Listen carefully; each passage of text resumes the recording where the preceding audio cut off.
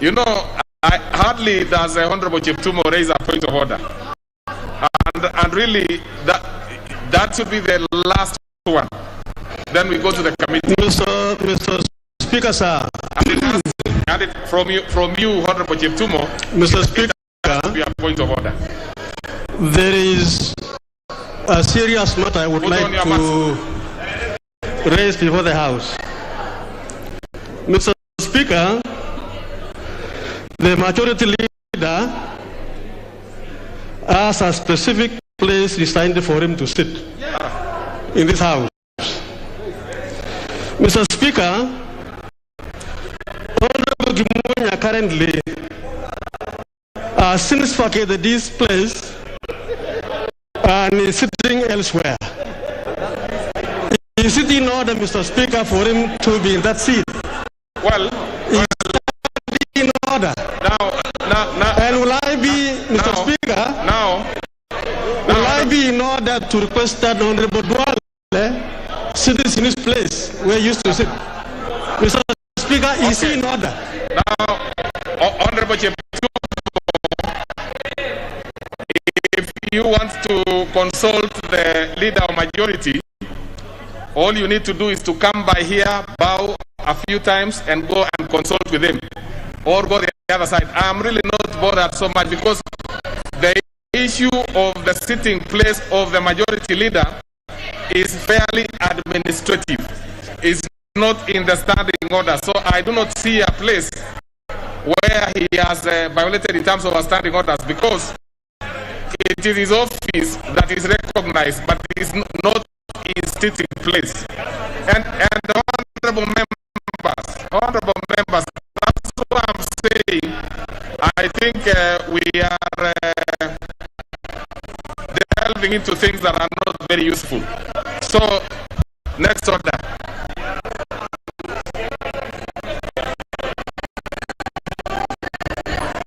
Order number 8, Committee of the Whole House. Members.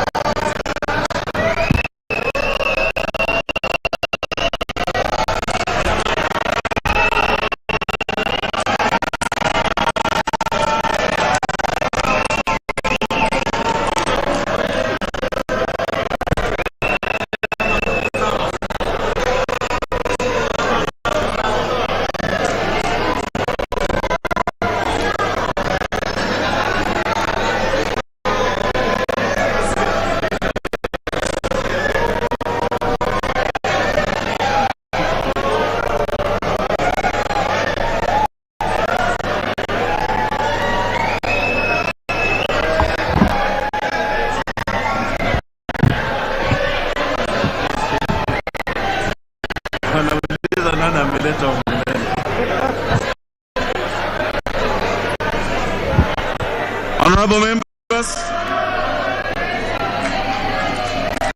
we are now in committee of the whole House to consider, to proceed to resume consideration of the Political Parties Amendment Bill, National Assembly Bill number 56 of 2021. Honorable members,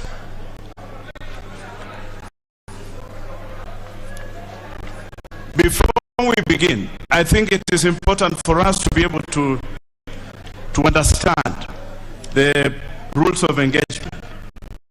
I would just like to guide the members on electronic voting. Members, when directed, number one, when directed by the chairperson to log out, please do so by removing your card. Two, when prompted by the speaker or chairperson to please reinsert insert your card to log in, key in your PIN, and press the mic button once. The three buttons will light up. If they do not, please press mic button one more time. 3. Even though the manuals indicate that you have 60 seconds within which to log in, I have ordered that the login time and the voting time be increased to 90 seconds each. Therefore, please note that when prompted by the chairperson to log in, you need to do so within 90 seconds. If you are late or fail to log in, you will not be able to vote. Further, when the speaker announces vote now, please do so by pressing either yes, no, or abstain button only. You also do this within the further 90 seconds allocated for voting. I hope this is clear and we shall be able to make progress on this. Honorable members, let's proceed. Clause 9. I propose that clause 9 be part of the bill. There is a proposed amendment to this by the Honorable Raso Dido. The Honorable Raso Dido, member for Saku, you have the floor. Thank you very much, Honorable Speaker. Honorable Speaker, I beg to propose amendment as per the order paper. Honorable Speaker, Section 14(3) of the Political Parties Act 2011 was declared unconstitutional by the High Court through petition number 288 of 2014 for being contrary to Article 85 of the Constitution on the right of independent candidates to vie. Honorable Speaker, when we are crafting laws in this country, I think we must observe the word and the spirit of the Constitution. Any attempt to go against that spirit of the Constitution in a way that our attempt is to craft bills or to craft laws for a particular purpose, I think it will go against the grain in this country that this is the supreme body that makes laws for every Kenyan, every party, every institution. For that reason, I beg that we delete subsection 3, delete subsection 5A, delete subsection 6, and delete subsection 7. To this end, Honorable Chair, we intend to have this particular law to be in alignment with the court decision, because this House does not exist in perpetuity. This House must act within the ambit of the law of the land. The amendment also seeks to retain Section 5, which in the Principal Act, it clearly states what are those parameters that have been put down to indicate or to show how a member will exist within a party or exit or is removed. With those remarks, Honorable Chair, I beg to move, and I ask Honorable Aden Duale to second.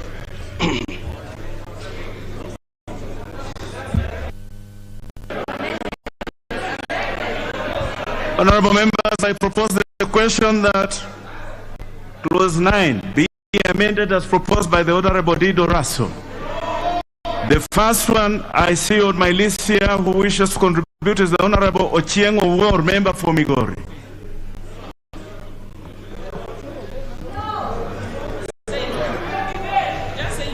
Mr. Speaker, we vote no. Oh, Mr. Chairman, we oppose that amendment. Very well. Thank you.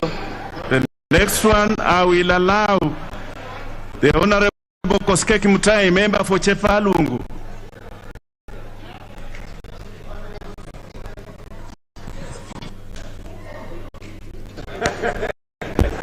Honorable Speaker, I support clause amendment bill. Very well. The next one is the Honorable Bore Florence, member for Kericho.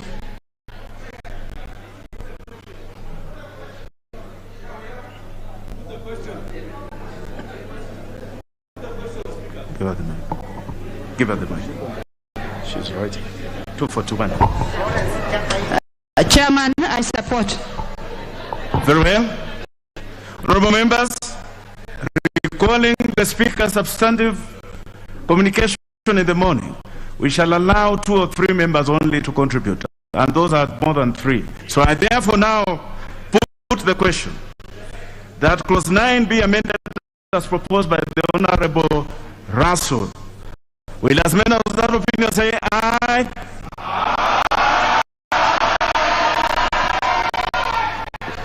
Will as many as of a contrary opinion say nay?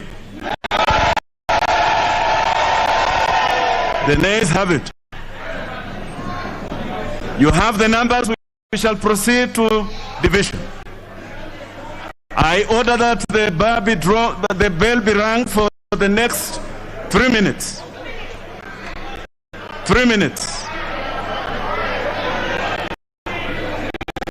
3 minutes. Honorable members, you will remember the directions that it is very important for you to vote, to maintain close contact with your voting point. So I do not expect to see members on the gangways. Let the bell be rung for 3 minutes.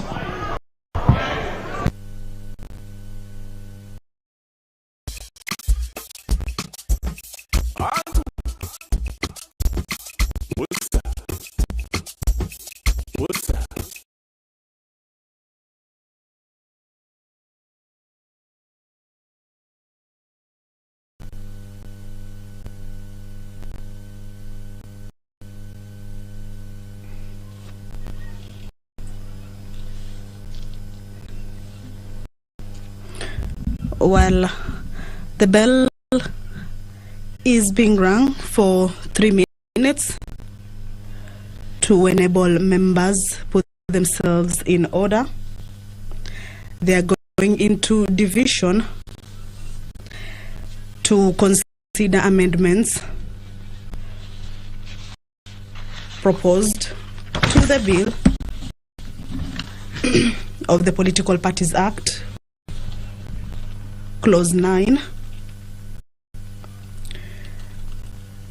by Member for Saku, Honorable Dido Rasso,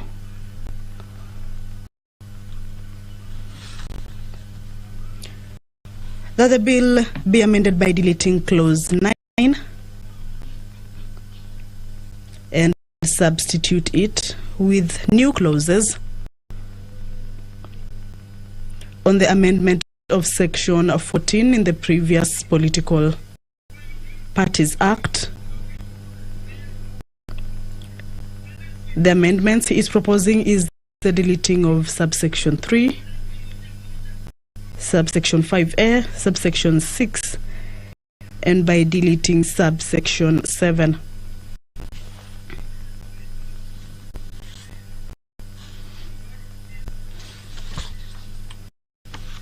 This is an amendment that has been proposed by Member for Saku, Honorable Dido Raso,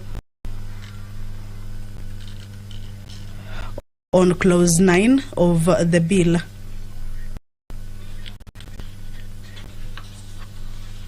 And for now, the bell is being rung to enable the members to put themselves in order so that they can participate in the division process. And the division process since morning has been undertaken through electronic voting. But what has been experienced is that some members have been complaining that their cards are not working, and they have been demanding that the IT department come clean on the numbers that have been voting and whose cards have been having issues. So this is the 4th division the members are going into since morning.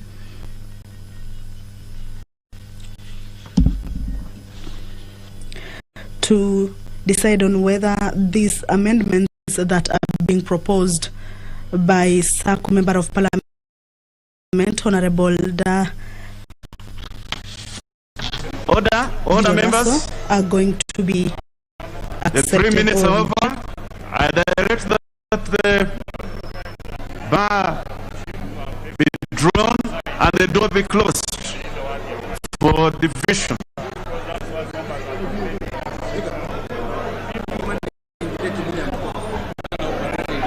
Honorable members, you will recall the directions. Order members, I now direct members. Members, yes, I now direct that you log out.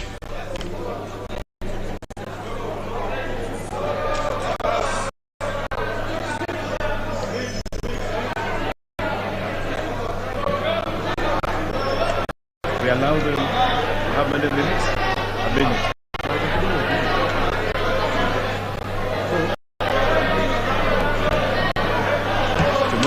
Card is still.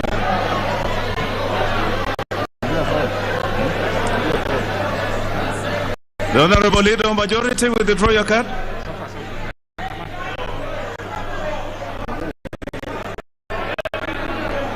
Very well. Honorable members, it is now clear. Now I would like you to walk with me in these steps.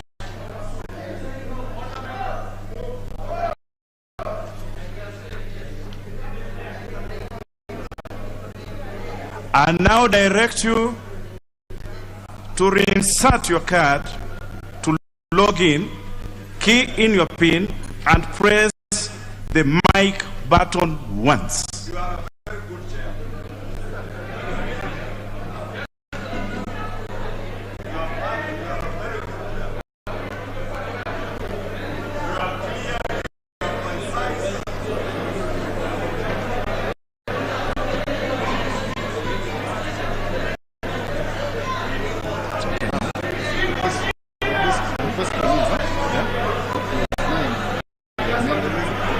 Honorable members, remember the question is this. The question is that clause 9 be amended as proposed by the Honorable Raso Dido. Just hold on. I can see those members back there. There is somebody assisting you already. Just hold on. I'm just giving directions. Yes.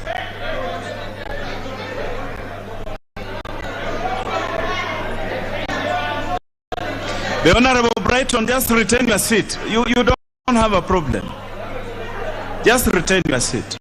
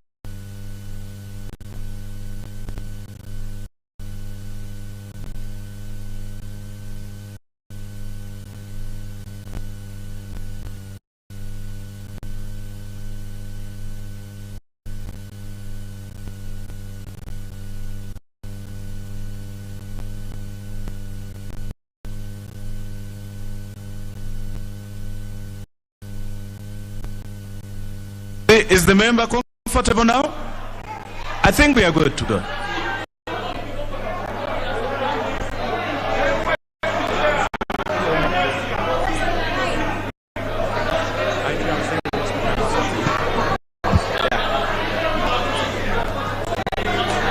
The Honorable Joyce, the member for Bomet, you have deliberately removed your card.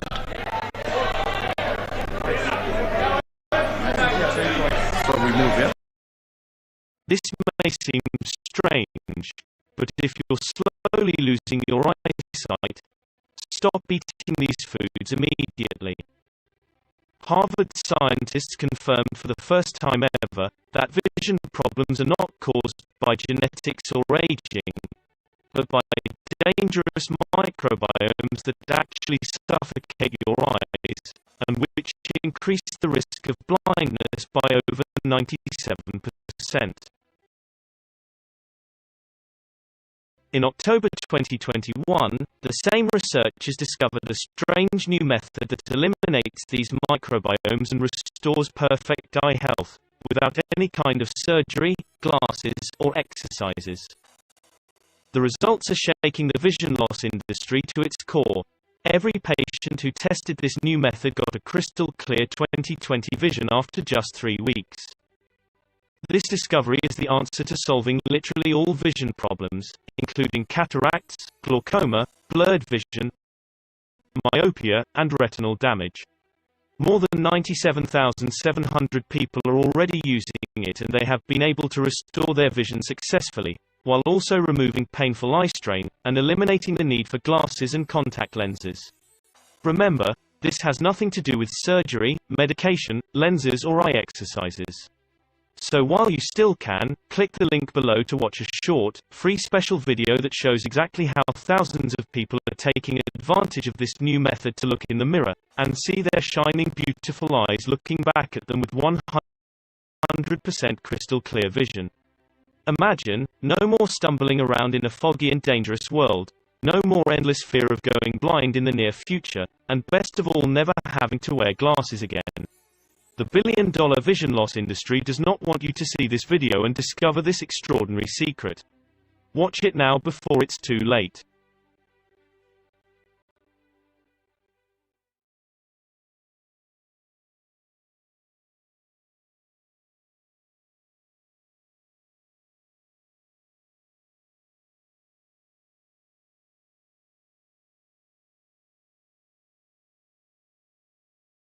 Cryptocurrency, where fortunes can be made overnight. And 2021 is the hottest year on record. Bitcoin set a new all-time high. Ethereum achieved its highest price in history. And as we speak, Bitcoin and hundreds of smaller cryptocurrencies are exploding even higher, making early investors extremely wealthy. Now, if you've been sitting on the sidelines, get ready, because your time is running out.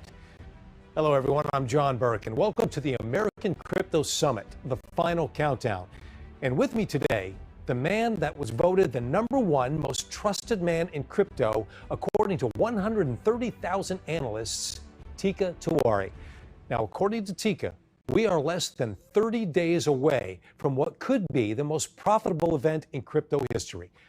Teeka calls it the final countdown, and make no mistake, this event will be massive. It will trigger explosive growth, and it's already underway. All told, we've identified seven billionaires preparing for this massive shift. Now, originally, the final countdown was scheduled to happen next summer, 2022. However, the situation has escalated faster than anyone anticipated. Get this. This final countdown will now happen weeks ahead of schedule, starting this December, which is why you must act as soon as December 1st, 2021. Now, we will be covering a lot of ground today, and if you would like to review our research, please refer to our details and disclosures page just below. Here's the question. Are you ready? Ladies and gentlemen, please welcome Teeka Tiwari. Teeka, thank you for agreeing to come on air. I know this was short notice. Appreciate you being here. John, it's great to be here, and I can't wait to dive in. I can't either. And I know that we're under time-sensitive circumstances. So Let me just quickly bring everybody up to speed for a second, please, sir, if I could. Teeka Tiwari's career spanned 3 separate decades on Wall Street as a vice president at Shearson Lehman and as a hedge fund manager. And in 2016, Teeka joined Palm Beach Research Group, where he shares his predictions with over 600,000 people around the globe. And when it comes to crypto, his track record is unmatched. Teeka has identified the #1 crypto every year since 2016. He first recommended Bitcoin at $428 and Ethereum at $9. Can you imagine? Both recommendations soared as high as 170x higher and as high as 480x higher. And in 2017, he pounded the table on a lesser-known crypto coin trading for just 13 cents. It went on to soar 1,500x higher in 11 months. Anyone who followed Teeka's advice, putting $1,000 into this recommendation alone, open to peak, could have watched it soar to $1.5 million in 11 months. And Teeka's crypto recommendations have returned 281% on average since 2016, 4x better than investing legends Warren Buffett, Ray Dalio, and Carl Icahn combined. You know, Teeka, you've achieved a remarkable track record. It really is, and the world is really taking notice. Because of your highly accurate predictions, you were named the world's #1 most trusted crypto expert in an independent poll of over 130,000 analysts. And considering that we are just days away from what you say could be the most important profitable event in crypto history, well, I got to say, I think we're in the right place with the right time with the right guy. So glad you're here. How does all this make you feel? John, you're going to make me blush. I'm a pretty low-key guy. What's remarkable is back in 2016, I talked about the world that we're living in right now. When I first recommended crypto back in 2016, though, people thought I was crazy. They said they called me irresponsible. Now look at where we are today. We're seeing massive crypto adoption coming from the very, very top of our financial system. I'm talking about Wall Street, Silicon Valley, and billionaires. You've got people like JP Morgan, Goldman Sachs, BNY Mellon, Citibank, Wells Fargo, State Street, and Morgan Stanley. John, this is the creme de la creme, the most powerful of financial institutions in the world today. And they're deploying billions of dollars into the crypto market. If you look at Tesla, Apple, Amazon, Facebook, and Google, they're all making critical moves to get into crypto. John, this is beyond big. In all my time as an investor, including a career that spanned 3 separate decades on Wall Street, through the raging dot-com boom, I've never seen anything like this. But I got to tell you, I know this is going to be hard to swallow, but John, this is just a preview of what's coming next. It's an opening act. So I know we've talked about this offline. Sometimes you feel like you've missed out. I'm here to tell you, John, and everybody watching right now, is that you haven't, at least not yet. If you're new to the crypto world and all of this seems overwhelming, daunting, don't worry. We all had to start in that place. I remember the first time I bought crypto, it seemed so complicated. What I can promise you is that you'll learn everything you need to know to get positioned today. What's important right now is that this final countdown has been moved up to happening as soon as Wednesday, December 1st. And this event can only happen one time. Now, I have to tell you, just like I told people back in 2016 when Bitcoin was trading at around $400, if you miss it, that's it. There are no second chances. You never had a chance to buy Bitcoin again at $400. I never want to see anybody go through that type of regret that people went through back in 2016. And so here's what I've decided to do. To make sure you're prepared, I'm going to give away my #1 crypto recommendation today for free. This is my absolute must-buy crypto, but you must buy it before December 1st. Well, you heard him, folks. Today, Tika will reveal the name of his #1 final countdown crypto recommendation for free. Now, it's critically important you get positioned before Wednesday, December 1st, 2021. Tika's free crypto recommendations he's given for various crypto events for his services have soared over 21x on average. So what I'm saying is that this could be extremely valuable to you. Okay, Tika, I have a lot of questions here. We have a lot to unpack. First and foremost, tell me, what's the name of your #1 crypto recommendation? Is it Bitcoin? John, I'm going to tell you that I love Bitcoin. And if anybody watching here doesn't own Bitcoin, please do yourself a favor and at least buy some Bitcoin. But Bitcoin is not my #1 crypto recommendation today. It was 5 years ago, but not today. Today, I'm here to tell you about a smaller cryptocurrency. In 2021 alone, we've seen this crypto grow 4 times faster than Bitcoin. And over the next decade, I believe it could become one of the most valuable assets in the world. I'm talking about one single crypto being more valuable than Facebook, Amazon, Apple, Microsoft, and even Google. And I believe the final countdown event this December will be the critical step in making this happen. Now, I've already identified 7 billionaires who've literally been in a buying frenzy for this one crypto, and they're not the only ones. JP Morgan says big money, and I'm talking about heavy-hitting institutional money, is rotating from Bitcoin to buy this one crypto. Now, there's only one reason that you do that, because you think the other asset you are moving into will outperform Bitcoin. And here, I have to agree with them. It doesn't mean Bitcoin won't do well. It just means that the asset that I'm going to reveal today will likely do an order of magnitude better. And Goldman Sachs expects this crypto could soon become the most valuable cryptocurrency in the whole world. But as exciting as this is, I'm even more excited about what's coming next, because when the final countdown happens, I expect this one crypto and a small handful of others will see extraordinary gains, bigger and faster than anything we've seen this year or any past years.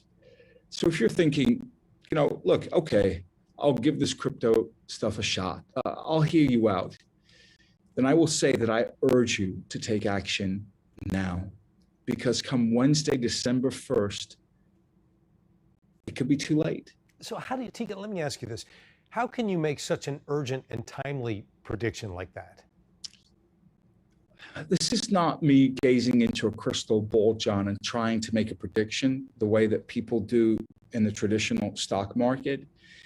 This event, the final countdown deadline, it's coded. It's hardwired into this one crypto. And not a lot of people are aware of it. And on December 1st, the clock strikes 0. Now, for you to understand how important this date is, you have to understand how explosive the crypto market has been so far. John, you remember the dot-com boom, right?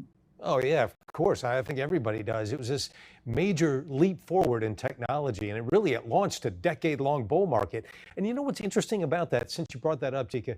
Looking back then, it seems obvious, but I remember back then, no one could have imagined how big and how fast our whole world would change because of it. You hit an excellent point, John. It's really hard to recognize these massive shifts when you're in the middle of them. But anyone who was smart enough to pay attention, to set themselves up for this shift, had the chance to make a killing. Now, we haven't seen anything like it in over 20 years, this type of wealth creation. So if you missed it, this could be your second chance. If you miss the dot-com boom, this is your second chance.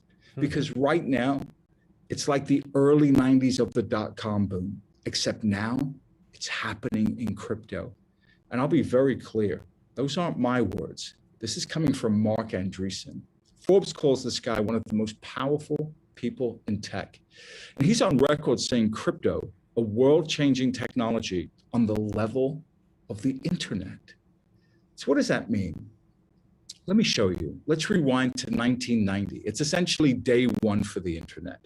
In a single decade, from 1990 to the year 2000, we go from essentially no one online to nearly half of the households in America surfing the internet. Now you have to understand, this is gigantic, massive growth, faster than anything we've ever seen before in the history of the United States. In 10 years, we go from 0 to over 100 million people online, and it was an all-out frenzy. And the companies that made it happen handed investors fortunes. In early 1990, Microsoft was trading for $1.21 a share, split adjusted. By the end of the decade, Microsoft soared to 120 bucks. Amazon shot up 5,350% in 3 years. John, we're talking about making 53 times your money in 3 years. America Online exploded 70,626%. And many more behind-the-scenes tech companies shot up even higher. Qualcomm soared 16,484%. EMC shot up more than 69,900%.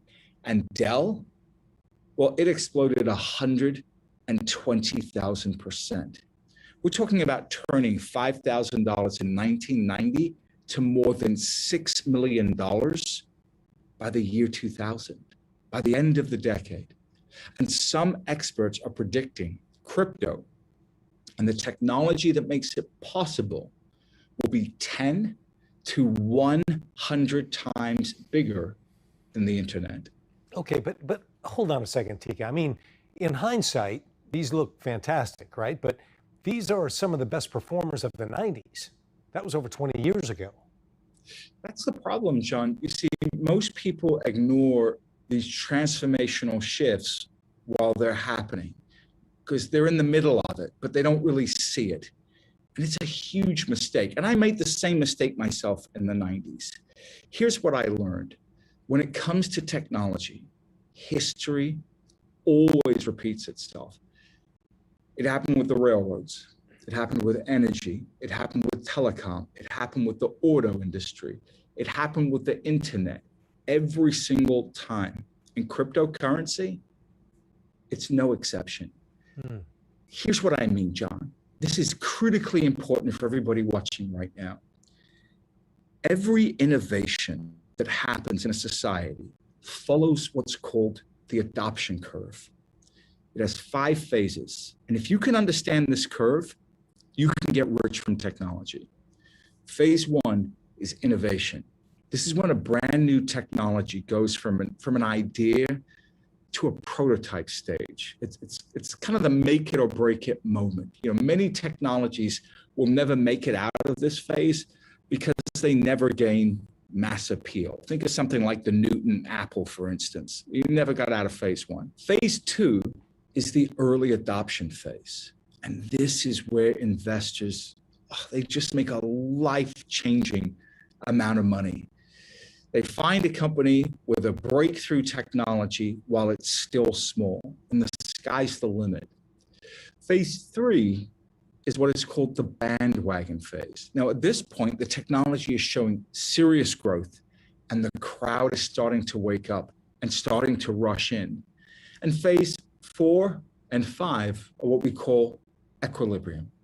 This is where everything slows down. At this point, practically everyone uses the technology, and unfortunately, the biggest profits have already been made. Now, understanding this simple diagram, I'll say it again, is critical to your success and to your financial future. Tika, let me ask you this. Where do you think we're at in the crypto market on this diagram that you're showing? We're at the very end of phase 2, on the cusp of entering phase 3. The crowd is starting to rush in. And as we speak, we're moving from this early adoption stage into this hyper adoption phase. Today, over 100 million people own crypto, and you can use cryptocurrency to buy a car, a book, a plane ticket, pay your mortgage, even cover college tuition. It's now accepted at some of the world's biggest retailers, Whole Foods, Starbucks, Home Depot. You can even use it to buy tickets to your favorite pro sport, including the NHL, NFL, NBA, and MLB. And here's what gets me really excited about all of this. Crypto and the technology behind it is expected to create $8.6 trillion in new wealth. And by some estimates, cryptocurrency has created as many as 85,000 new crypto millionaires.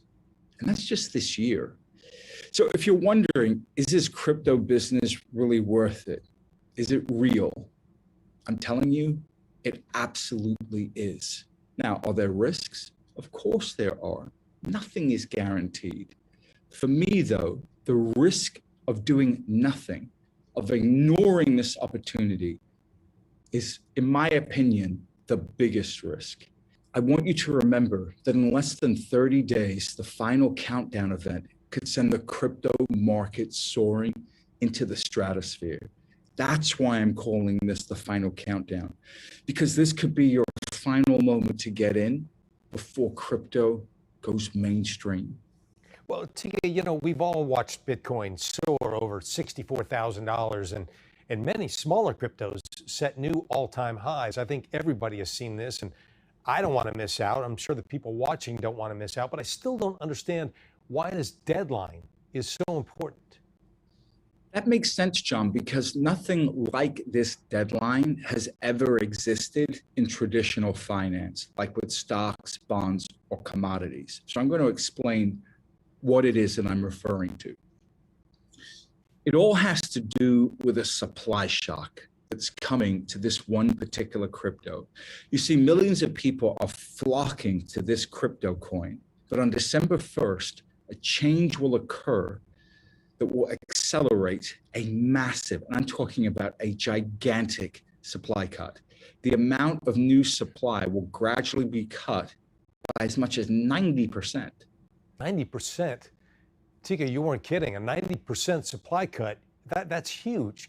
And starting December 1st, this supply cut will speed up. Is that what you're saying? Exactly, John. All you need to understand is the law of supply and demand. Let's say Tesla makes 500,000 cars a year. What happens if all of a sudden they can only make 250,000 cars a year, but 500,000 people still want to buy one? Prices goes up. It's economics 101. Yeah, that makes sense. I guess I didn't realize it was that simple. It really is that simple. Now, let me ask you a question. Demand for crypto is soaring. Today, over 100 million people own crypto. 2 years from now, it's projected over 1 billion people will own crypto. Think about that, John. This is big. I'm going to give you some comparisons here. It took Facebook 8 years to reach 1 billion users. It took Apple 13 years to reach 1 billion iPhone users. But when it comes to crypto, we're talking about likely going from 100 million to 1 billion in the next 2 years. Wow. I'm going to ask you a question. What do you think is going to happen if we have 900 million more people buying this one crypto, but its supply is cut by 90%? Well, that's economics 101. The price goes up, right? Economics 101. It truly is that simple, because it's the only logical conclusion, and you don't need to make it any more complicated than that. Remember, the final countdown event is coded into just one crypto. It's literally part of the computer code, and it can only happen once. And when it happens, it will cut the new supply of this one crypto by as much as 90%, triggering the biggest and fastest supply cut this crypto has ever seen, the biggest supply cut any commodity has ever seen. Wow. In a moment, I'll give you its name, but right now, it's critical you understand how important this event is. look, we've seen similar events like this happen in Bitcoin. I'll give you an example.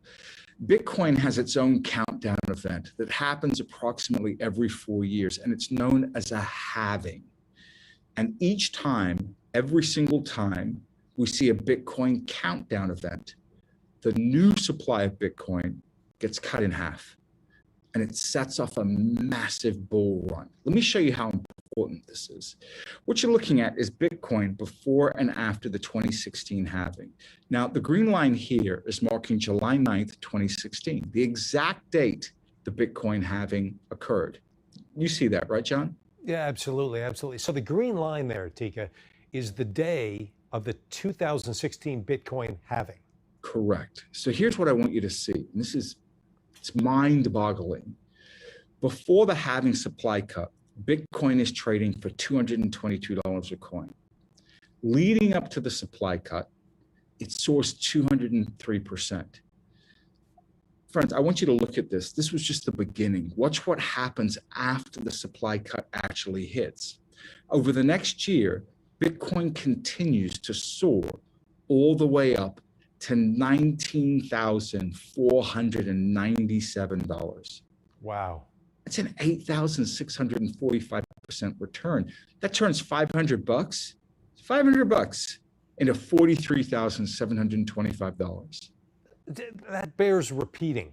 $500 into $43,000. Tika, that's incredible. I mean, that's the beauty of this asset class. Now, I have to stress this. Here's why it's so important. You get in now, before the final countdown event. If you had waited until after the Bitcoin countdown date, you would have only made 2,862%. That's not a bad gain, but your $500, well, it's now worth only $14,813. Again, it's an amazing return. That's right. Would you rather have $43,000 or $14,000? Well, $43,000, I mean, there's no question about that. That is 3 times more profit. And here's the interesting thing that I find, Tika, is that you're taking the exact same action, you're just doing it earlier. Correct. Same investment, different timing, and it can make a huge difference in your total return. Let's take a look at the most recent Bitcoin supply cut, which is in 2020. Now, in the green line here, you can see it's marking May 11th, 2020. Yeah, got it. So May 11th, the exact day of the Bitcoin supply cut. Right. So again, now before the supply cut, Bitcoin was trading for around $3,900 a Bitcoin. Leading up to the supply cut, it guns 117% higher. But watch what happens after the supply cut hits. Over the next year, Bitcoin continues to soar all the way up to $63,300. That's almost a 1,500% return. Friends, that turns $500 into $7,900. And again, if you had waited to get in until after the supply cut, you'd only would have made 550%. Still, look, it's nothing to sneeze at. I'm never going to say that's a bad return. But we're talking about the difference between taking action early on the same investment and making almost $8,000 on $500 versus procrastinating and walking away with just $3,200. You know, you really are simplifying this. I'm starting to see the pattern here. When a massive supply cut happens, prices go up. It's that simple, right? It truly is that simple, John. And I think for everybody watching here now, they're probably thinking, it can't be that simple. Friends, it's that simple. It's like a universal law of physics. When buyers outnumber supply, prices go up. And the longer you wait, your chances of capturing the biggest and best returns plummet, which is why it's so important you prepare right now for this final countdown event. And John, I think you're really going to like this. When most people think about cryptocurrency, of course they think of Bitcoin, but there are actually over 6,000 different smaller cryptocurrencies. And many of these smaller crypto coins have been soaring 10x, 20x, 50x higher than Bitcoin. I like the sound of that, Tika.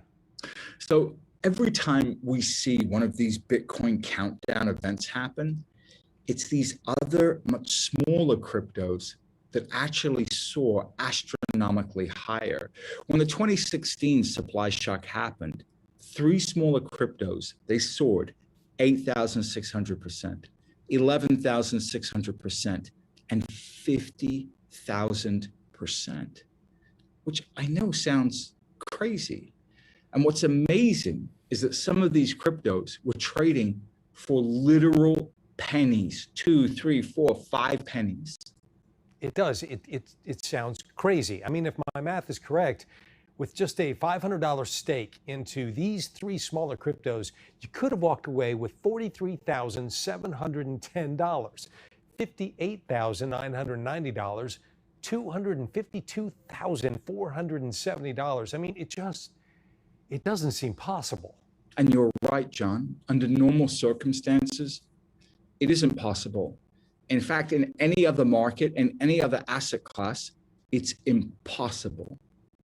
But crypto is an entirely different universe.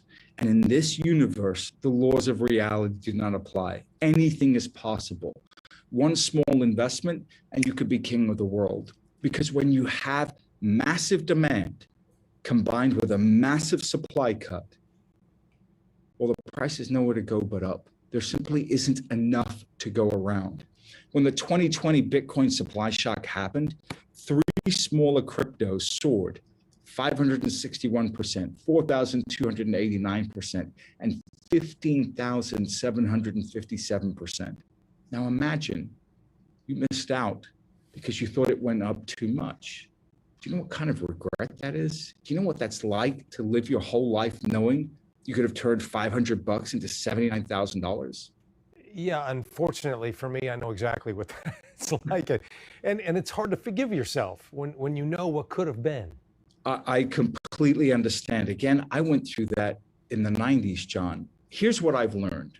Most investors will never see gains like this because they're rare. You've got to be in the right place at the right time. Generally, it's kind of a once-in-a-lifetime deal. That's why this opportunity in front of you today is so important. It is I cannot tell you how rare it is. Now, let me be clear.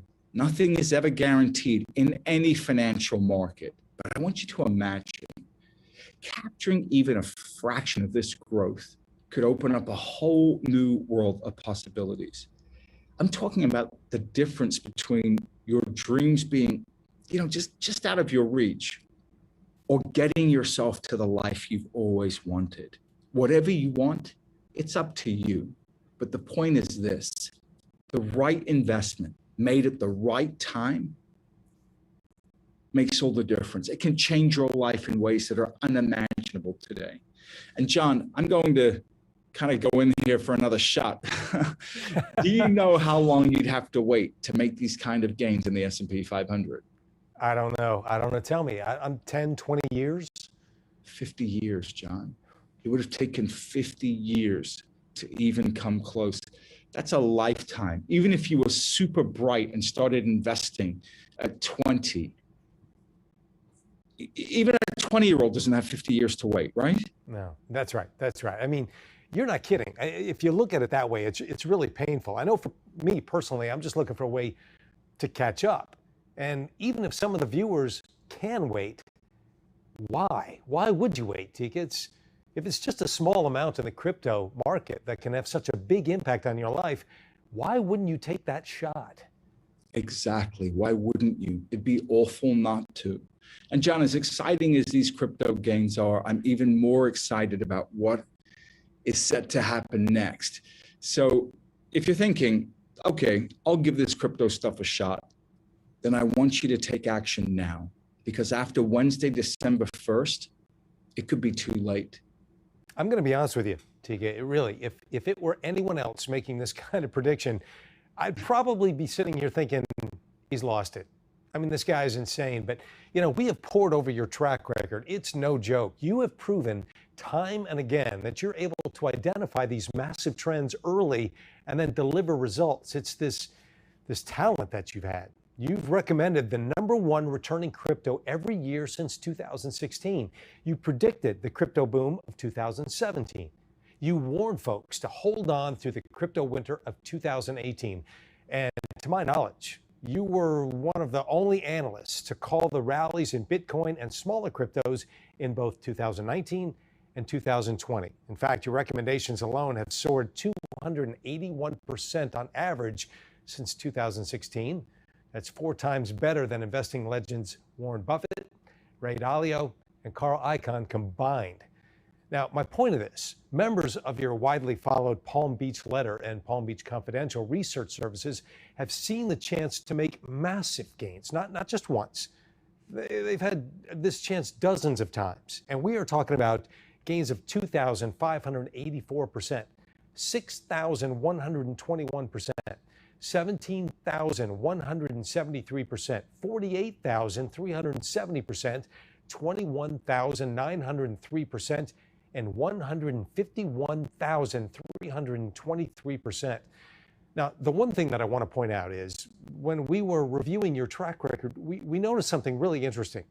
Some of your biggest winners were much smaller coins that, frankly, we had never heard of. In fact, some of your recommendations were trading for less than $1 when you first recommended them. I found that really interesting. John, that's what I absolutely love about crypto. It's the one asset where you don't need to already be rich to get started like you do in the stock market. You don't need a lot of money to get started. It doesn't matter if you're a Wall Street millionaire or a retiree living in Iowa or even a minimum wage worker. $500, $200, even $100 in the right crypto can transform your life. I'm going to show you. Now, I didn't recommend these, but I just want to show you how explosive the crypto market can be. Here's a small crypto in January of this year. It was trading for 63 cents, less than $1. You can't even buy a soda for 63 cents anymore. 9 months later, it shoots up to $49. This isn't some amazing. But I want to be clear, John, this isn't some cherry-picked example from a few years ago. These are the real returns from this year. Here's another one. This coin was trading for $1.60 in January. A few months later, you're not going to believe when I tell you this, it hit as high as $214.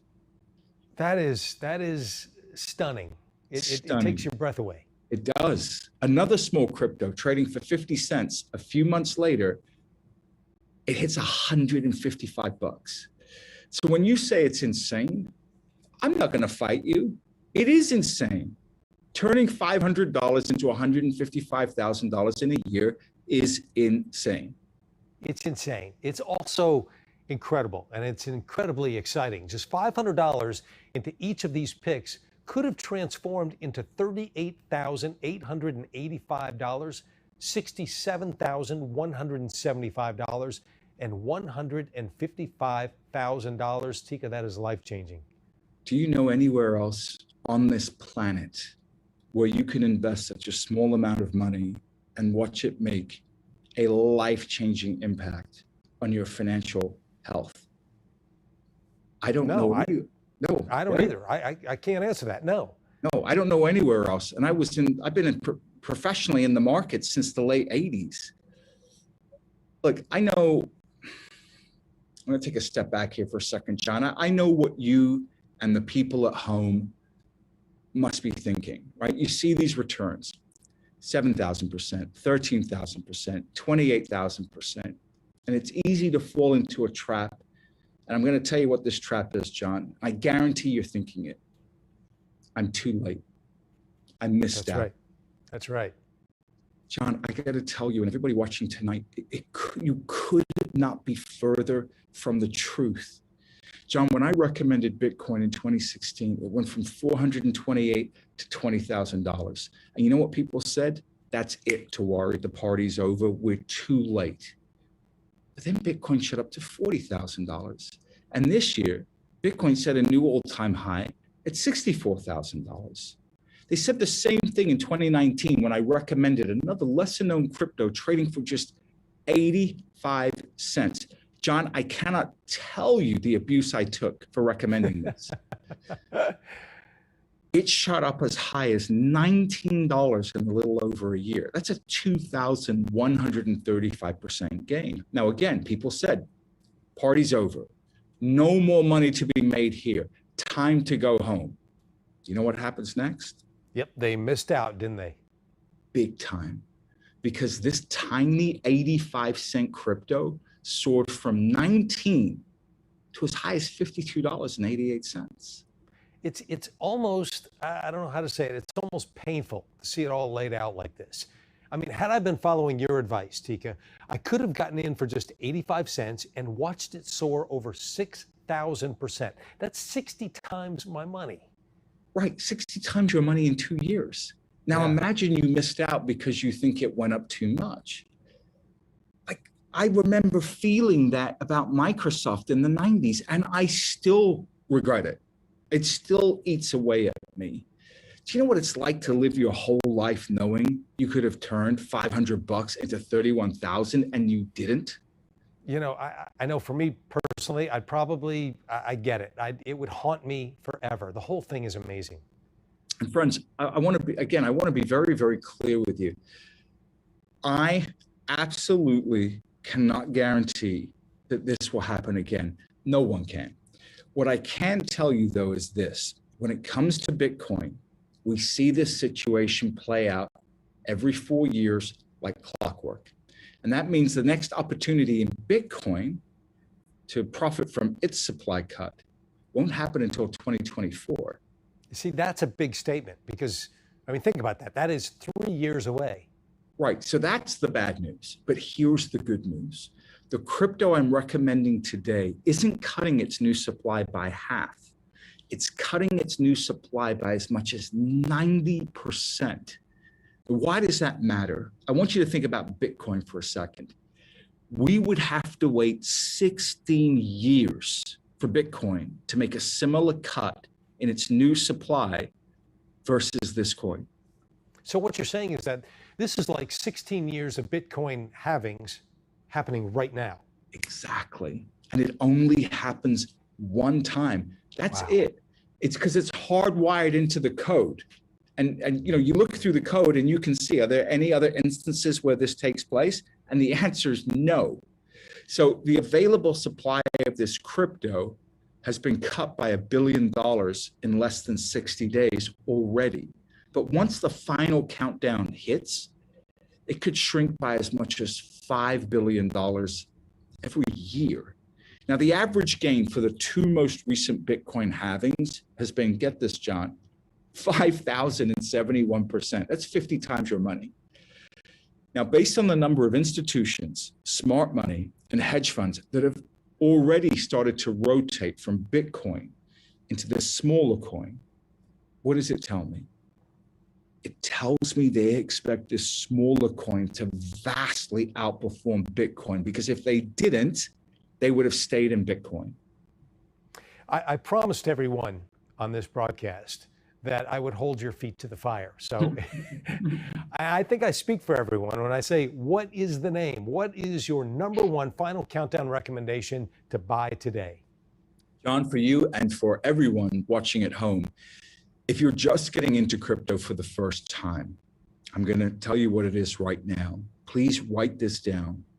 My number one crypto recommendation today is called Ethereum. And I'm going to spell that for you. E-T-H-E-R-E-U-M. It's pronounced Ethereum. If you only buy one crypto today, this is the one I recommend. Remember, I've identified 7 billionaires who've been in a literal buying frenzy for Ethereum. But right now, even though Ethereum has gone up, it's still cheap. Cheap, but I don't expect that to be the case for long. In 2021, we've seen it grow 4 times faster than Bitcoin. And over the next decade, it could become one of, if not the most valuable asset in the world. I'm talking about one single crypto being more valuable than Facebook, more valuable than Amazon, more valuable than Apple, more valuable than Microsoft, and more valuable than Google. And the final countdown event will be critical in making this happen. And soon, you will see the available Ethereum supply cut by as much as 90%. And that's why I'm here. That's why I'm pounding the table now. Boy, that sure gets your attention. Okay. So let's say that I'm ready to get started. Okay, what's the game plan here? Well, I have a 3-step plan of attack. So step 1, you want to buy Ethereum as soon as possible, because if you wait until after the supply cut, I've already shown you, I believe you could see your potential profits just get slashed in half or more. Okay, that's step 1, buy Ethereum as soon as possible. What's next? Now, just like with the Bitcoin supply cut, it's the smaller cryptos connected to Bitcoin that exploded even higher. Those were the things that went up 5x, 10x, 20x, even 50 times higher. I believe we will see the same storyline play out with Ethereum's final countdown. What that means is that these smaller coins will outperform Ethereum. And through my dedicated research, I've discovered the next 2 best tiny crypto plays to get into right now. Now, I put their names and ticker symbols in a special report. It's called the Final Countdown Buy List. 2 tiny cryptos to own now. And in this report, I named these 2 tiny cryptos that I believe are poised for exponential growth as we approach the final countdown. Now, the first crypto is backed by some of the largest players in both the crypto world and the traditional finance world. So I'm talking about people that include Coinbase, Bain Capital, Mark Andreessen of Andreessen Horowitz. And once the final countdown hits, my conservative analysis says we could expect the small crypto to soar 800% or more.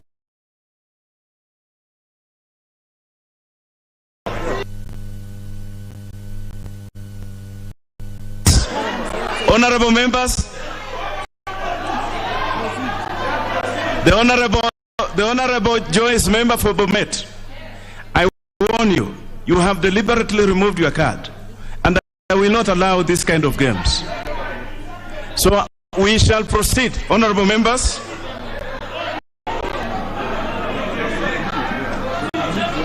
Yes.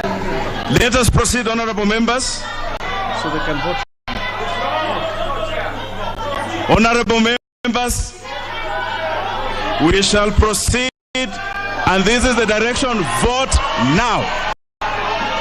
Vote now. Vote now.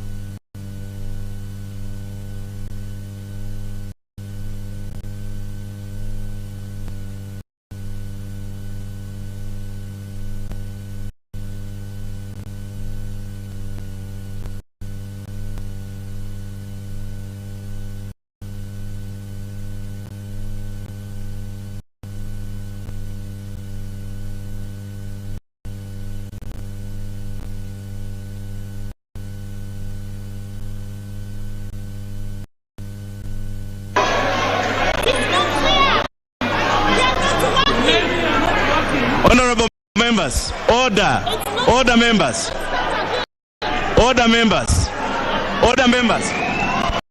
Just return your seats. Honorable members,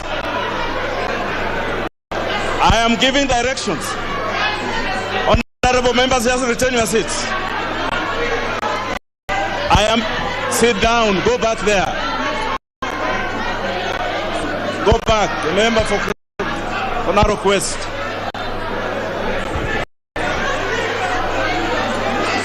Honorable members, I'm directing that we shall have a retake on this vote. Just return your seats. I'm directing that we have a retake on this vote, and this time follow the instructions. So, honorable members, take your seats. We are going to have a retake on this vote. We are going to have a repeat on this vote. The Honorable Mbarire, when you log in, you stay logged. Don't log in and get out. The member for Bomet, when you log in, stay logged. Don't pull out your card again. So we shall have a retake on this vote. Take your seats and listen to my directions carefully.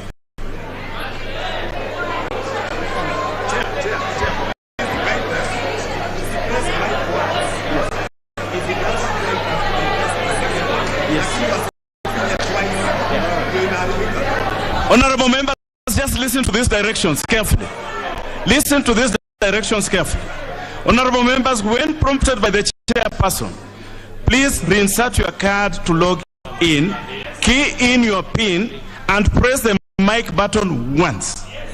The three buttons will light up.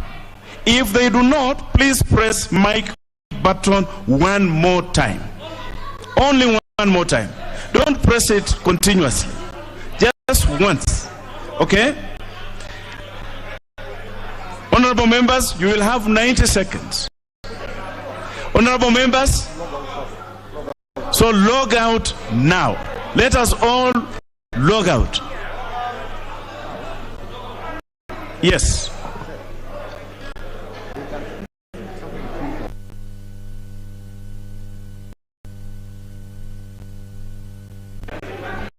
And honorable members, if you have discerned that the slot that you are trying to log in through is not working, then we should be able to move to another one. There are still empty seats in the house so that we can make progress.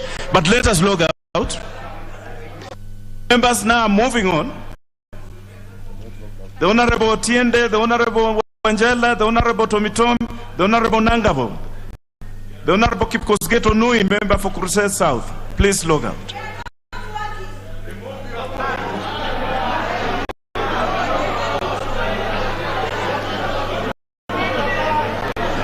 Now, honorable members, I am now proceeding to direct you to log in and press your mic button once. So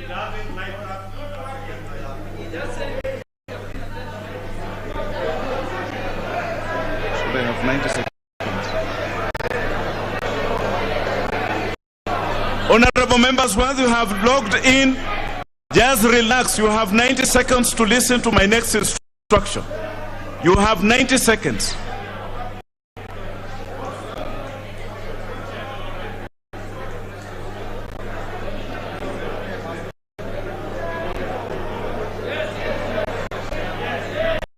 So are we ready?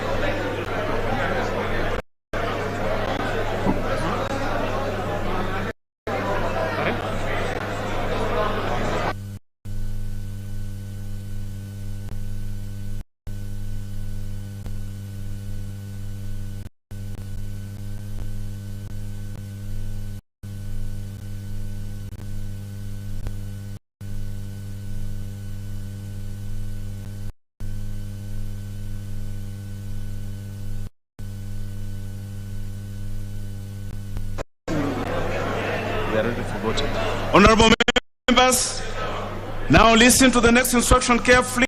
I'm now instructing you to vote.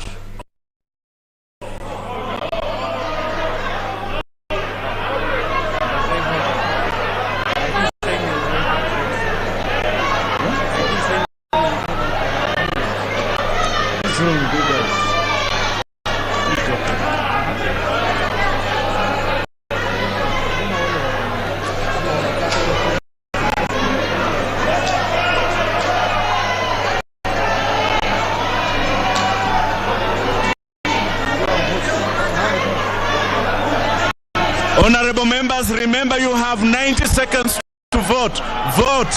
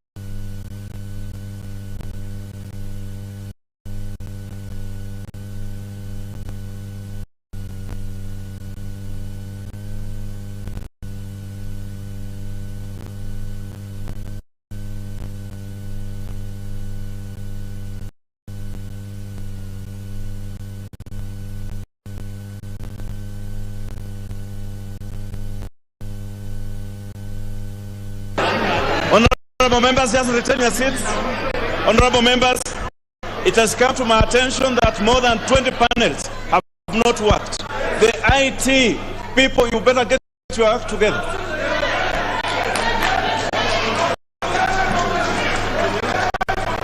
We cannot be repeating this thing forever. Honorable members, retain your seats. I'm directing that we shall retake this vote again. And through the clerk, the IT. Yes, I know. Yes, the Honorable Kaluma, just retain your seat.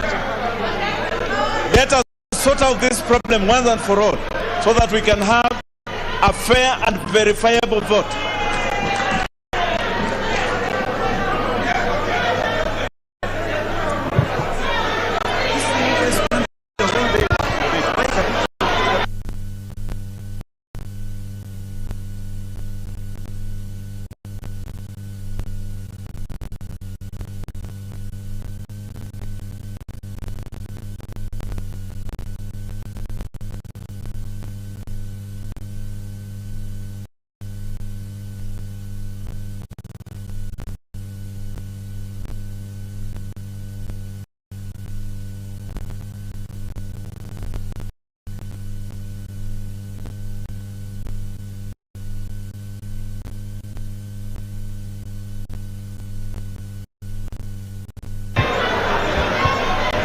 Honorable members, order.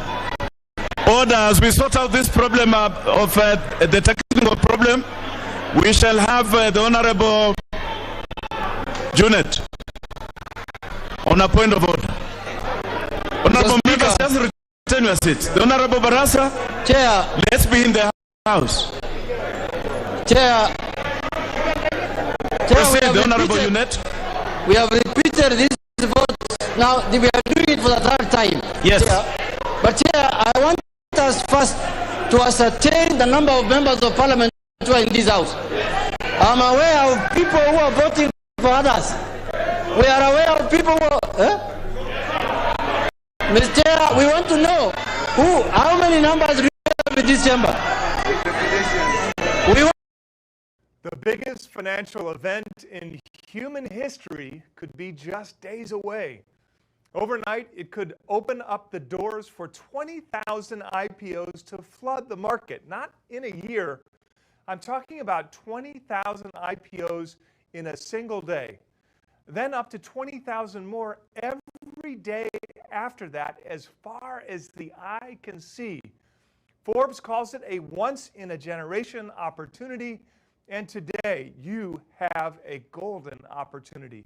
The chance to profit from every single one of these IPOs, because a brand new technology has triggered a seismic shift in the financial markets, bigger than anything we've seen since the birth of the stock market.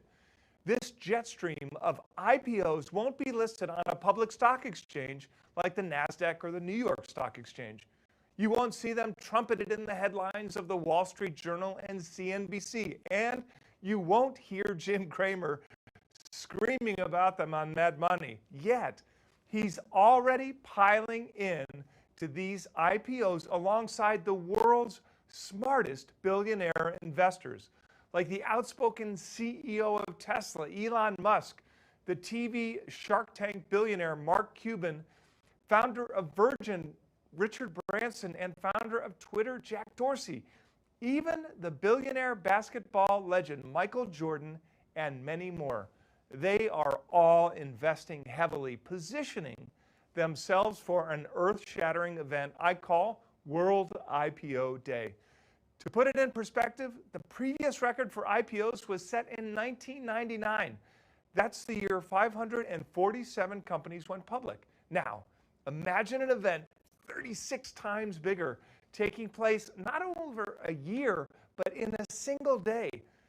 Get ready, because it's about to happen, and not just once, but over and over and over again.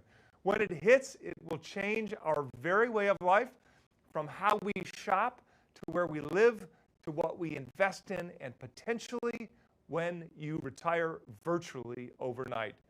America's #1 consulting firm, Deloitte, calls this event a remarkable power shift from Wall Street to the everyday investor, which threatens to disrupt many industries, in particular the financial industry, and those who are not prepared risk being left behind. That's the reason I am here today, to make sure you don't get left behind. Folks, you've heard about artificial intelligence and 5G wireless technology, robotics and self-driving cars. The story I'm going to tell you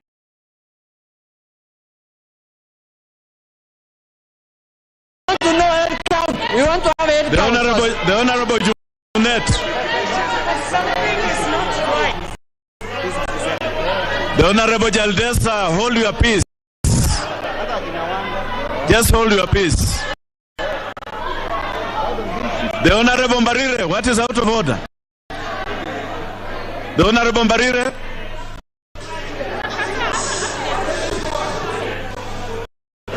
Yes, Chairman. It is not lost in us on this side of the House that it is only on this side that the voting system is not working. We want to know the reason why, Mr. Chairman, that it is only the members on this side who are having that problem. And Mr. Chairman, if the IT department has been compromised, we will not go on with this thing. We will not go on, Chairman. The Honorable Mbarire, you are out of order.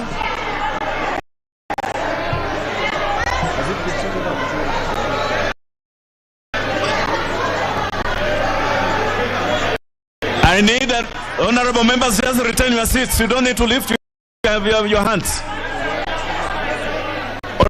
Honorable members, I am now waiting for a report from the clerk that the system is working so that we can proceed. Just hold your peace.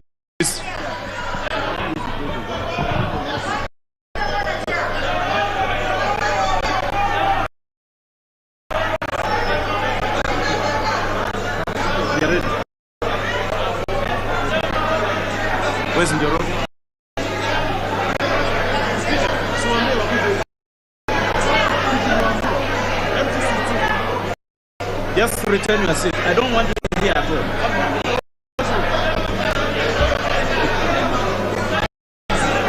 we ready? Are we ready? Everything is ready. We can proceed. Honorable members, order. Order. The Honorable Savula, return your seat. There's nothing out of order. We shall proceed. Honorable members, it has been confirmed to me that the system is working. We shall now proceed. Honorable members, log out. The member for Tigania, return your seat. Log out.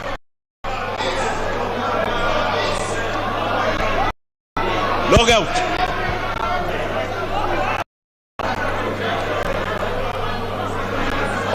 Honorable members, have you logged out? Yes.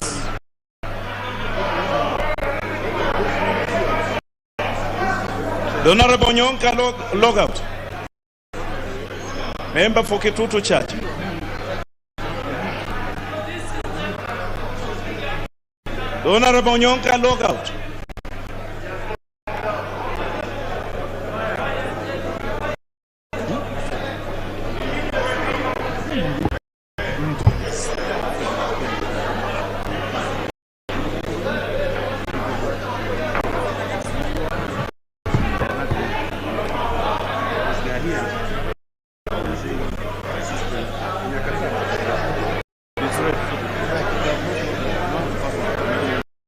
The Honorable Nyonka log out.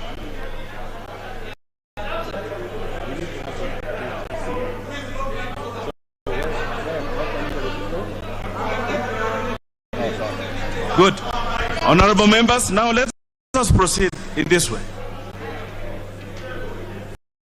Now log in, honorable members. Key in your PIN, press the mic button once.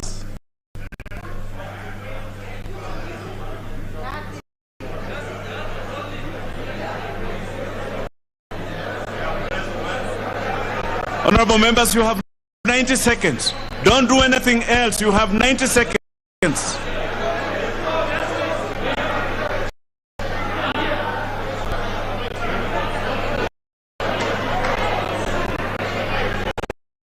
So I've got my essay written, and I've been working on it for about a week. So now I'm going to show you how I use Grammarly to edit. Okay, so here's my essay, and I'm going to click through Grammarly's suggestions in the right panel. Your sentence may be unclear or hard to follow. Consider rephrasing. That's true. This is much better. You know, I didn't know my writing contained so many run-on sentences until I started using Grammarly. Okay, this paragraph may be too long. Consider starting a new one here. It is too long. And that is the perfect spot to break it up.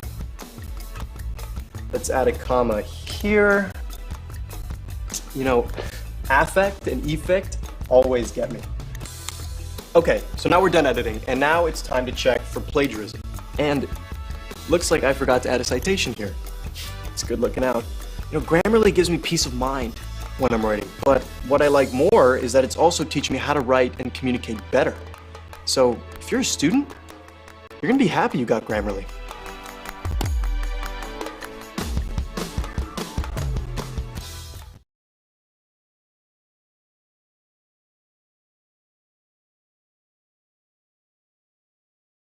Tired of cold calling? Introducing Lucia, the easiest, most accurate way to prospect. Simply sign up for free, and congrats! Now you can reach more than 50 million direct dials. How? Easy! Find your target on LinkedIn and click on Show Contact to get the prospect's number and email. You can even bulk enrich multiple prospects in one click and save them directly to your CRM. Lucia, start for free!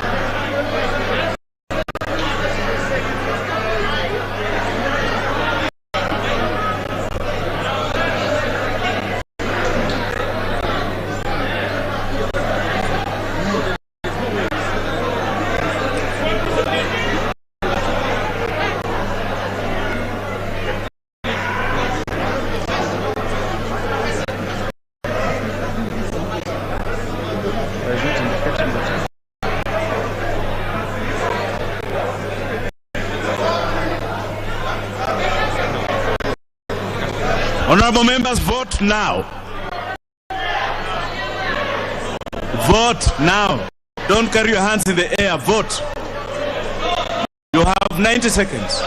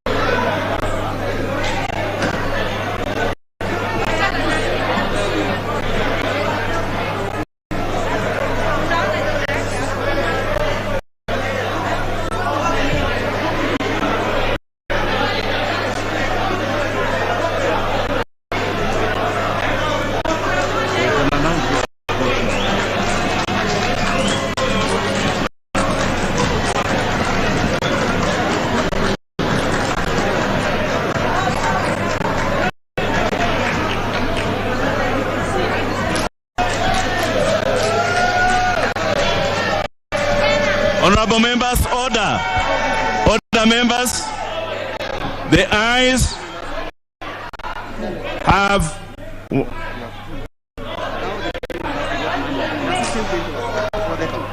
The ayes have 128. The noes have 158. Abstentions are 2. Therefore, the noes have it.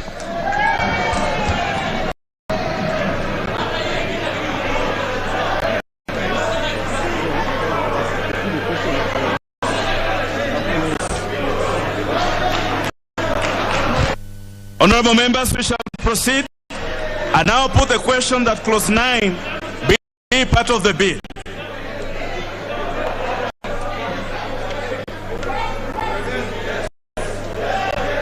Will as members of that opinion say aye? Will as members of a contrary opinion say nay? The ayes have it. You have the numbers, we shall move to division. I direct that the bell be rung for 2 minutes. You need to, there are 2 badges that interrupt. Only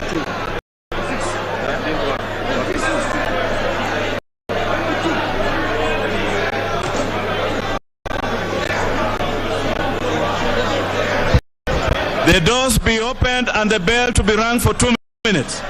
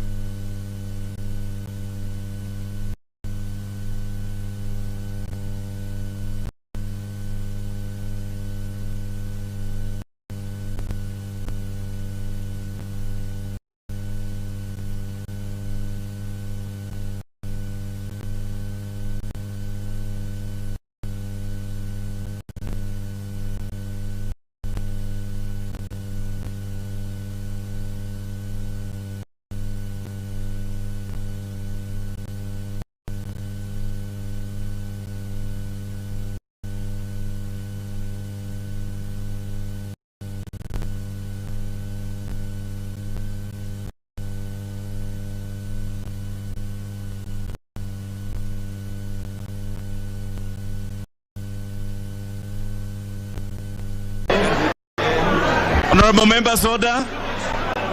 Honorable members, order. The 2 minutes are over, members. I direct that the doors be closed and the bar be drawn for division vote.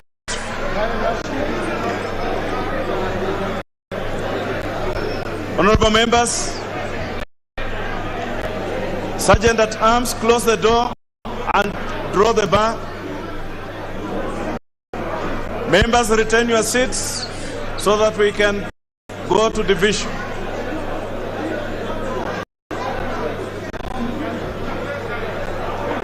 The members standing in the gangways, kindly retain your seats so that we can vote.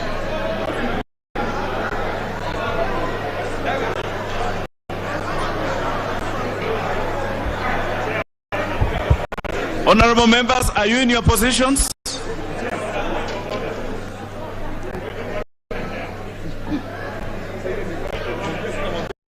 Honorable members, the Honorable Pukose, what is out of order? Thank you, Chair. The Honorable Junet had raised a very important point that we do a head count. Honorable Chair, I request that you order the clerk to ascertain the number of members who are in this house and they are voting, so that at the end of the day, the numbers of the head counts should tally with the figures that we are doing. Honorable Chair, that is just for transparency and accountability.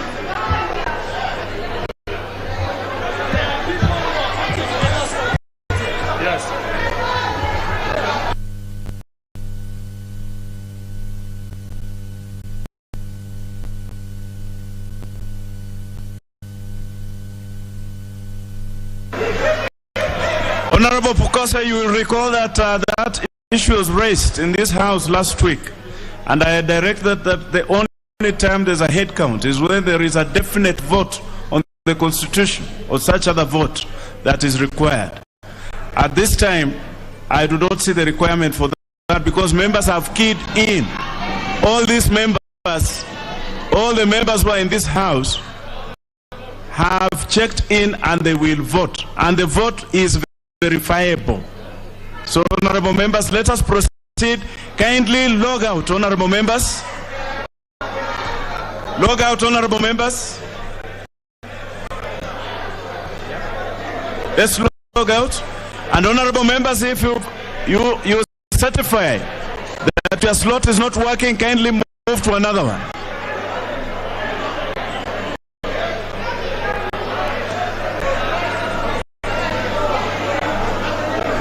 This is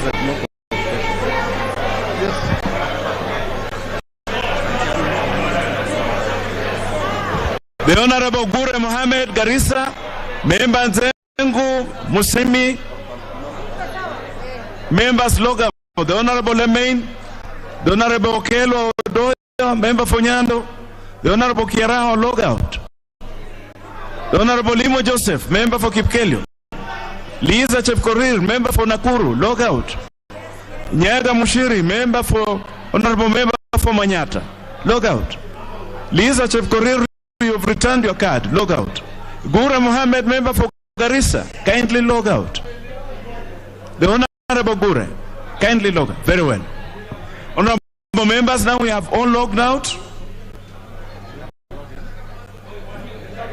Honorable members, now listen to my directions. Listen to my directions. Retain your voting point. Now, honorable members, log in, key in your PIN, press the mic button once.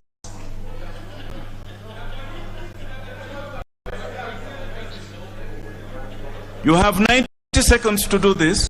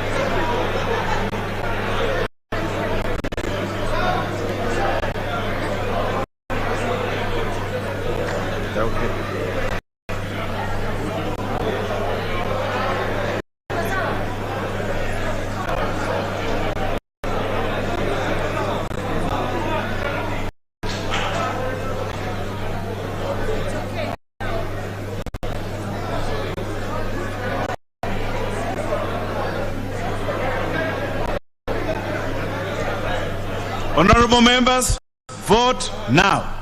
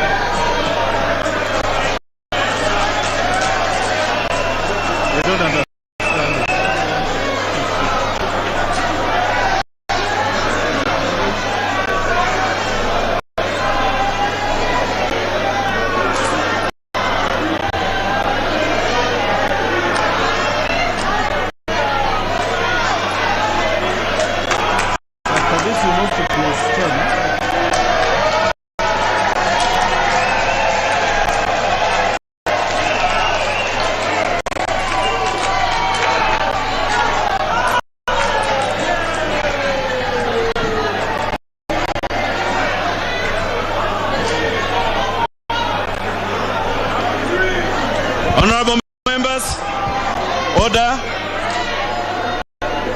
Honorable members, the result is that the ayes 154, the noes 132. The ayes have it.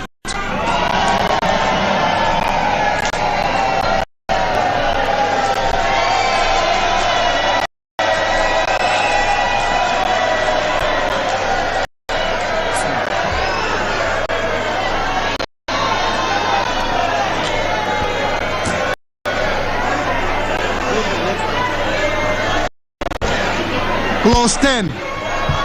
I propose the question that clause 10 be part of the bill. Honorable members,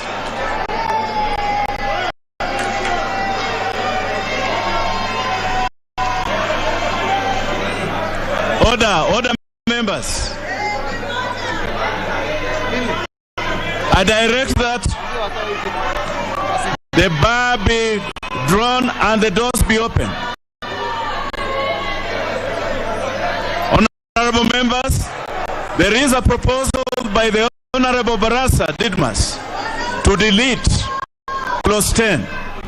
If the proposal by the Honorable Barasa, there are also other amendments, proposed amendments by the Honorable Dido Raso and the Honorable Aden Duale and the Honorable Kimani Ichung'wah. Honorable members, if the proposal by the Honorable Didmas Barasa passes, then the other proposed amendments will fall by the way. So we shall have the proposed amendment by the Honorable Barasa proceeding. The Honorable Barasa, you have the mic. Proceed.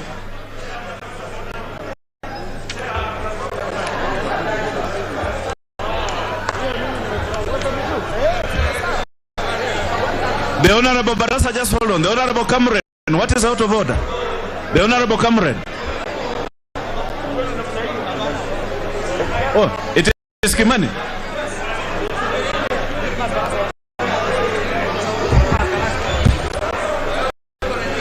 Who has a point of order? Is it the Honorable Kimani or the Honorable Ichung'wah? Proceed with the point of order. Thank you, Honorable Chair. It's only that I shouted and you gave to Honorable Cameron.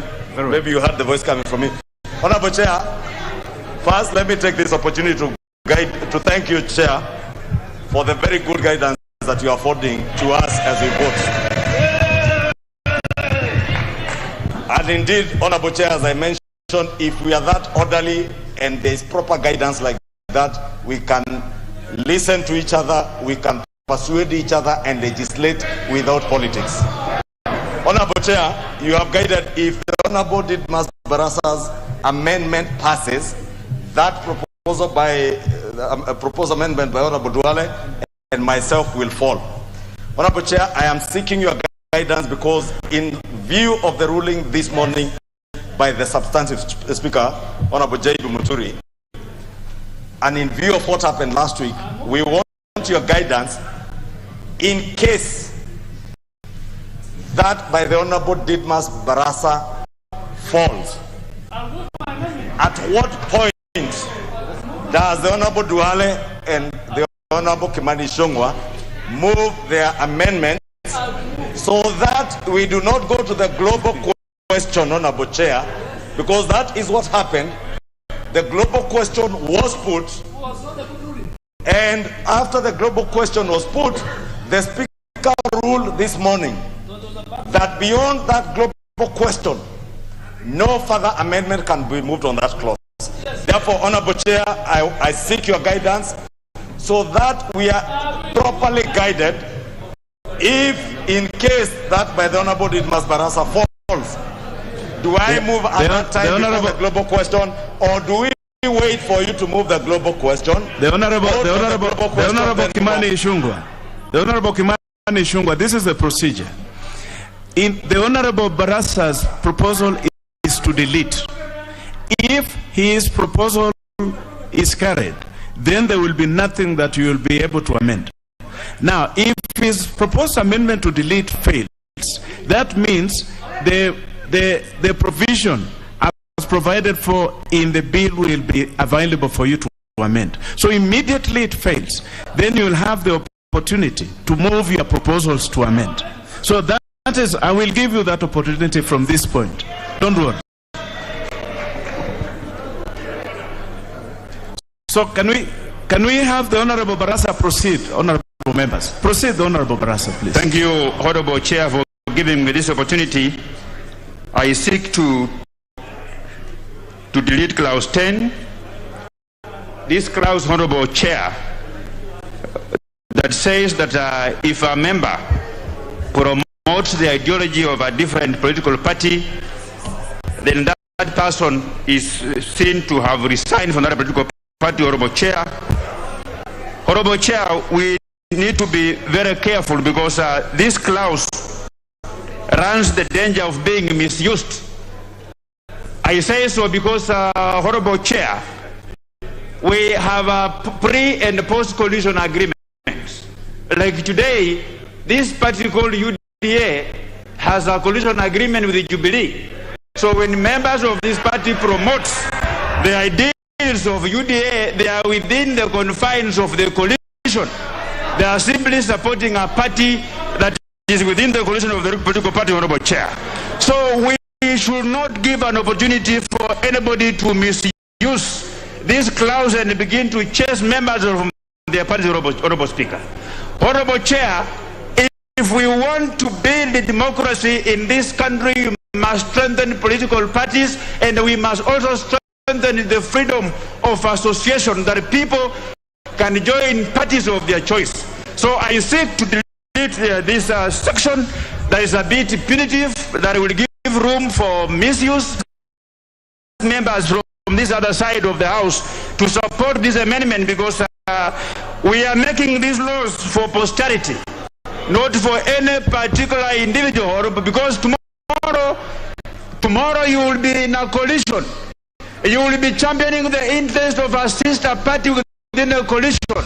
And that party, if the chair or the party leader of that party is a dictator, you will be thrown out. So, Honorable Chair, with these very few remarks, I move. Honorable members, I propose the question that clause 10 be deleted as proposed by the Honorable Didmas. I'll give the first opportunity to the Honorable Wandai. Mr. Chair, that proposed amendment must be defeated. Once you choose to belong to a political party, you must make that choice on the basis of shared ideology, of subscribing to the ideology of that party. And if you have got no ideology to speak about, then you don't bring inadequacies to this House legislate. Mr. Chair, by merely belonging to a coalition, that does not negate your membership to a political party. And therefore, the primary party you belong to must be a party whose philosophy, whose ideals you fully subscribe to. I reject. The Honorable Nakulei Udoe, member for Turkana North.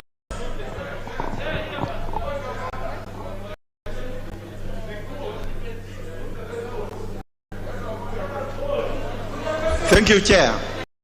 Chair, I wish to support the amendment by Honorable Didibas Barasa on the basis that parties evolve just like the history itself evolves. If you look at the history of Kenya since independence, we have moved from parties to parties, but there must be a framework. Some of our colleagues who are saying that you must share an ideology, they have moved over 5 years, five parties since 1992 to date. So the best thing to do is to differentiate legislators from cows. Cows do not follow instructions, but leaders and legislators evolve over time and they make changes. With those few remarks, I support the amendment. The Honorable Manzo.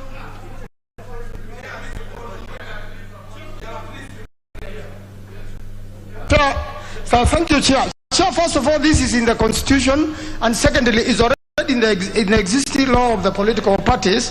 So you cannot delete it absolutely.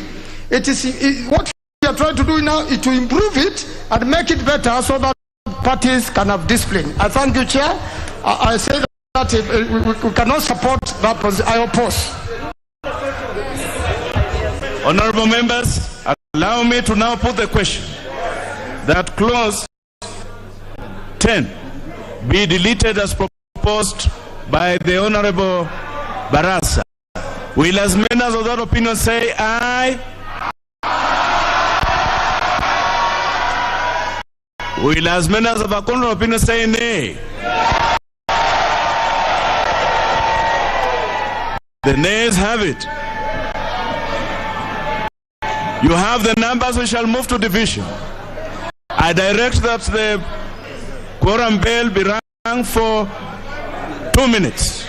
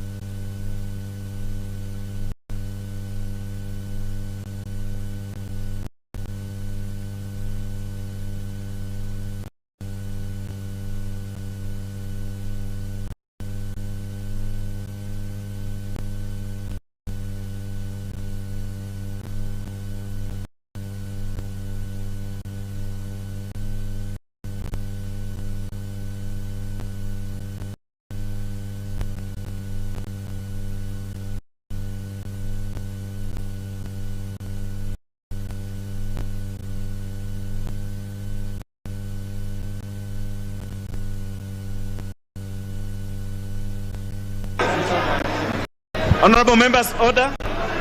Order, members. The time for the quorum bell to ring has lapsed. I direct that the doors be closed and the bar be drawn. But before we proceed with voting, the Honorable Lago, what you have a point of order. Mr. Speaker, sir, Mr. Chairman, there's something I want to bring to the attention of the House. Chairman, you have just ruled a few minutes ago that any member who wishes to drink water will go outside the door and drink the water there. Honorable Chung was coming with several bottles of water. We just menacingly looked at Honorable the Chief Unit. I've seen Honorable Gekaria with another bottle of water. The member for Nairobi somewhere, another bottle of water. Mr. Speaker, this is going to put a challenge and a security risk. Can the Sergeant at Arms be more serious? Honorable members, Sergeant at Arms, kindly. Honorable members, you know what happened in this House. I wish we were all just a little more, and we would all enjoy this water. But we know what can happen. This is fairly emotive. The Speaker had ruled that you take the water from outside, from the points outside. I think that direction still stands. If you need water when the door is opened, you can go and take a bottle of water. For our safety, all of us. Honorable members, we are doing this because I just want to inform you. Last week, when there was exchange of water bottles across the floor, one of the members here was hit so hard. He actually almost had to be carried to hospital. The Honorable Amunyinyi, I'm really sorry if you are in the House. Honorable Amunyinyi was injured by a bottle of water. And it is terrible. Honorable members, these things happen. So let us follow the Speaker's directions. And now I direct honorable members that you withdraw your cards.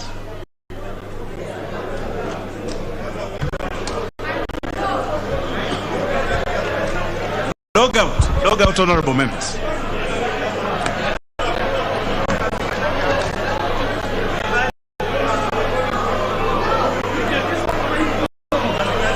Yours is, yeah. Then yours.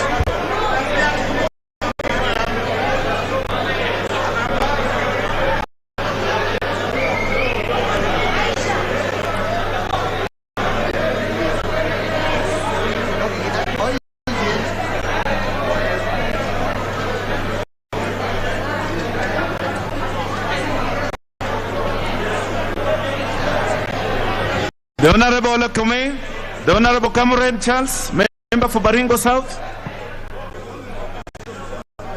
The Honorable Okelo Odoyo, member for Nyando. The Honorable Mwangi Mburu, member for Lari.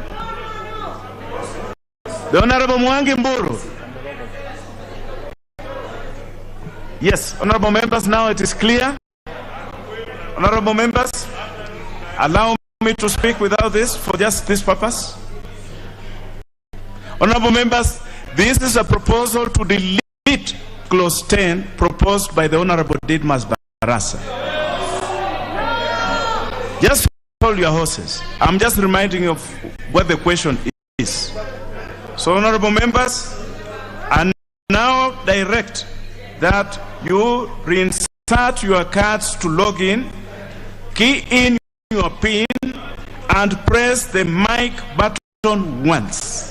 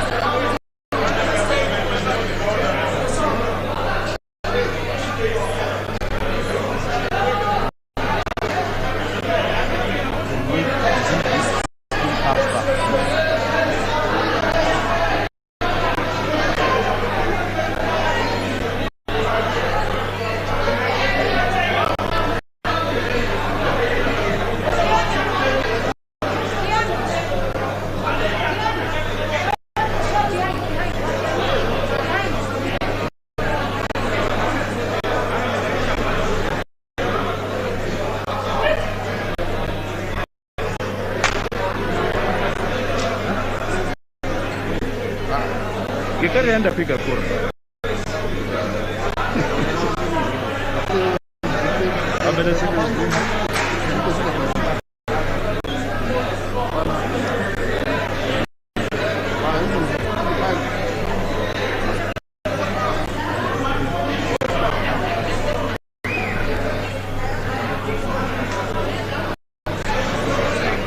Honorable members, vote now.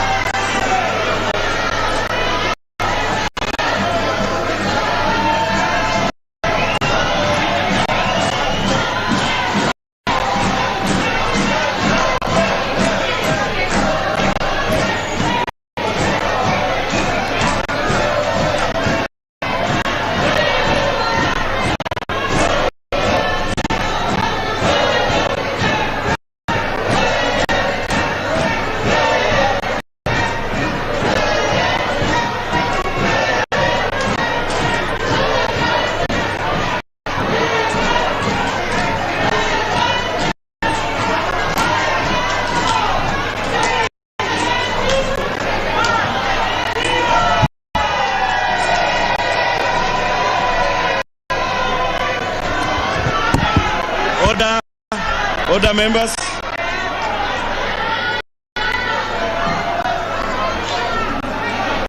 This is the result, honorable members, that clause 10 be deleted as proposed by the Honorable Barasa. The ayes have 131 and the noes 163. The noes have it.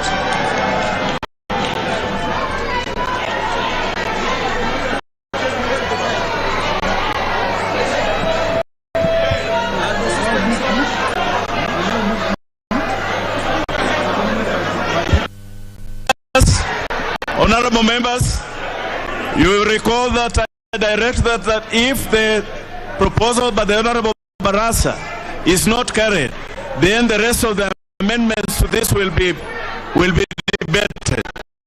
We shall now have the proposal by the Honorable Dido Raso. The Honorable Dido Raso proceed to prosecute your proposed amendment. Thank you. Honorable Chair. The doors be opened and the bar be drawn. If you're looking for a legitimate, taxable, and fun way to learn how to earn money online, check out this video and meet some of the people who I've been working with in the online space. 2.5 years ago, I left my job as a licensed realtor earning 6 figures a year to work online, and I have not looked back since. I was in the airline industry for 21 years, and 1.5 years ago I retired without a pension. Given the landscape of 2020, I'm certainly glad I found this business because so many of my co-workers have been laid off. My life as a traveling dental sales rep became almost unbearable with 3 young children at home that needed their mom. But because of this business, I have been able to quit my job, take my kids out of daycare, and move to our dream home on an island in beautiful British Columbia. I'm Emma. And I'm Jim. I'm a pastor at a local church. And I'm a therapist, but right now I'm a full-time homeschooling mom, and I needed to find a way to be able to teach my children and earn money from home. For the past 20 years, I've worked in the hospitality and airline industry. So my employers owned many of my weekends, evenings, and holidays. I started looking both online and off to make extra money to pay off debt and to also help save for my retirement. I'm a proud hockey mum that for the last 2 years has been running a digital business to supplement our 9-to-5s and help cover the cost of our teenage boys' hockey expenses. My name is James, and I've been working as a business consultant for the past 8 years. Just over a year ago, I learned how to work online, and now I am a successful online business owner. I didn't know where to start, but the steps in the training were literally laid out right in front of me. Our training is laid out. It's easy to follow video-based modules, and when I joined, I was assigned my own personal coach and mentor to lean on for support. We were able to supplement our pension so we can really enjoy our retirement the way that we want to. And so I get to hang out with my grandchild. I love the time freedom. So check us out. You have nothing to lose. Click the Learn More tab somewhere in this video, and we will message you the next steps to our live, no obligation masterclass. If something in this video has piqued your attention, don't let this opportunity pass you by. If we can do this, anyone can do this. See you on the inside.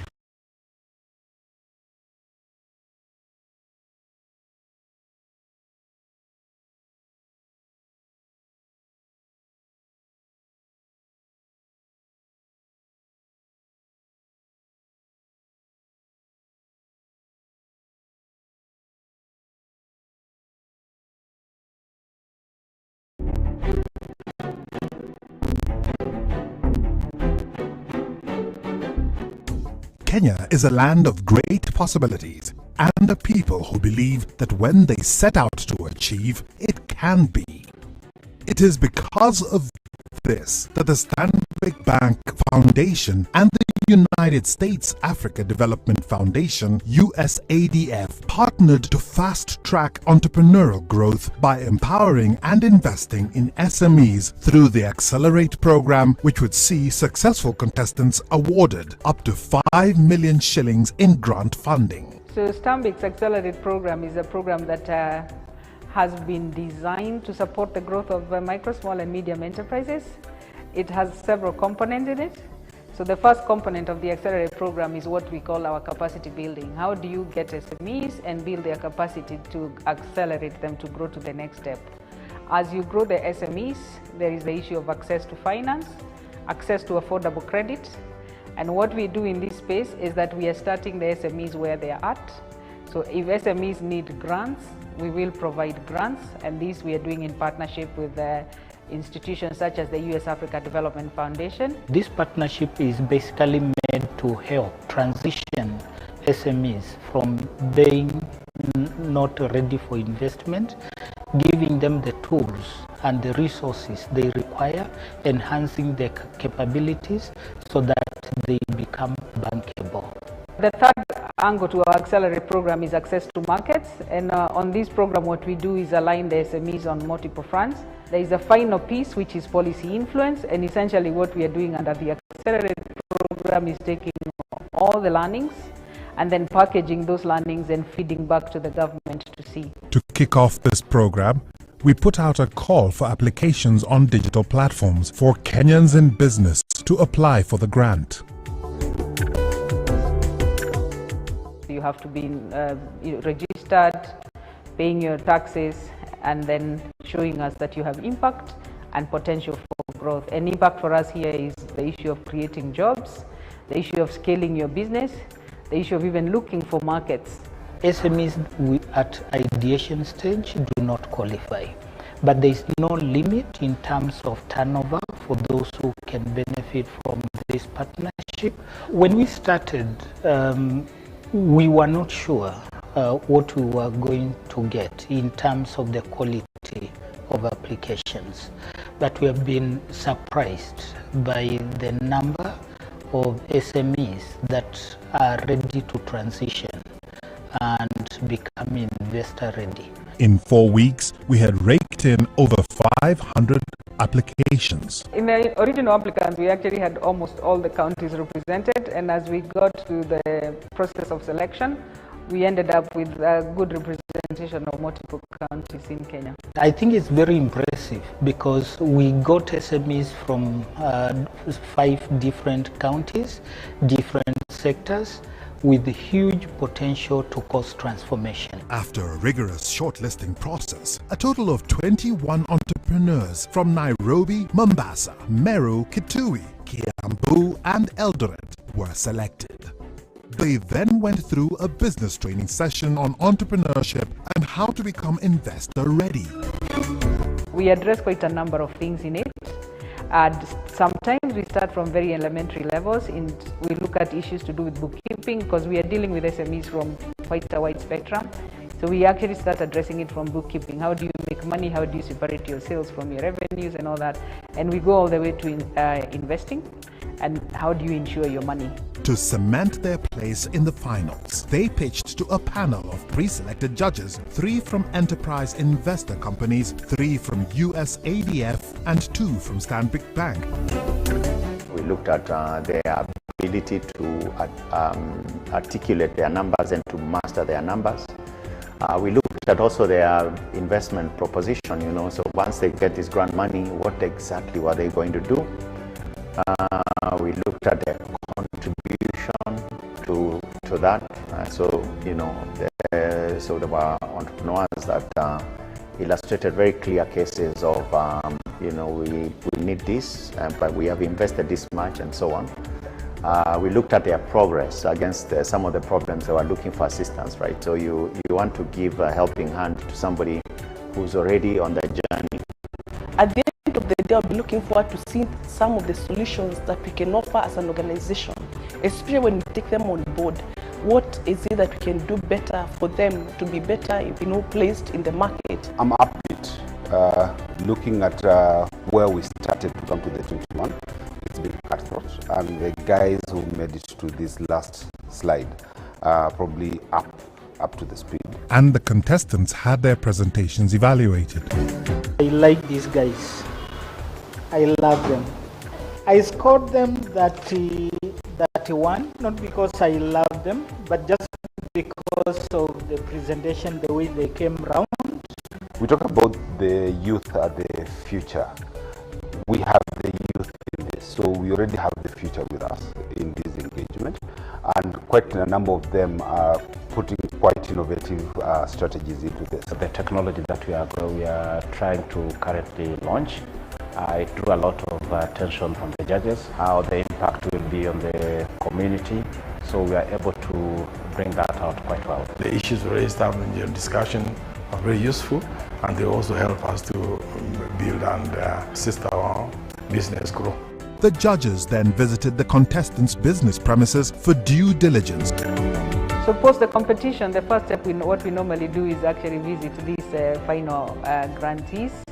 One is to identify and confirm that what they told us during the pitch competition is actually real. So where are they located, what are the issues?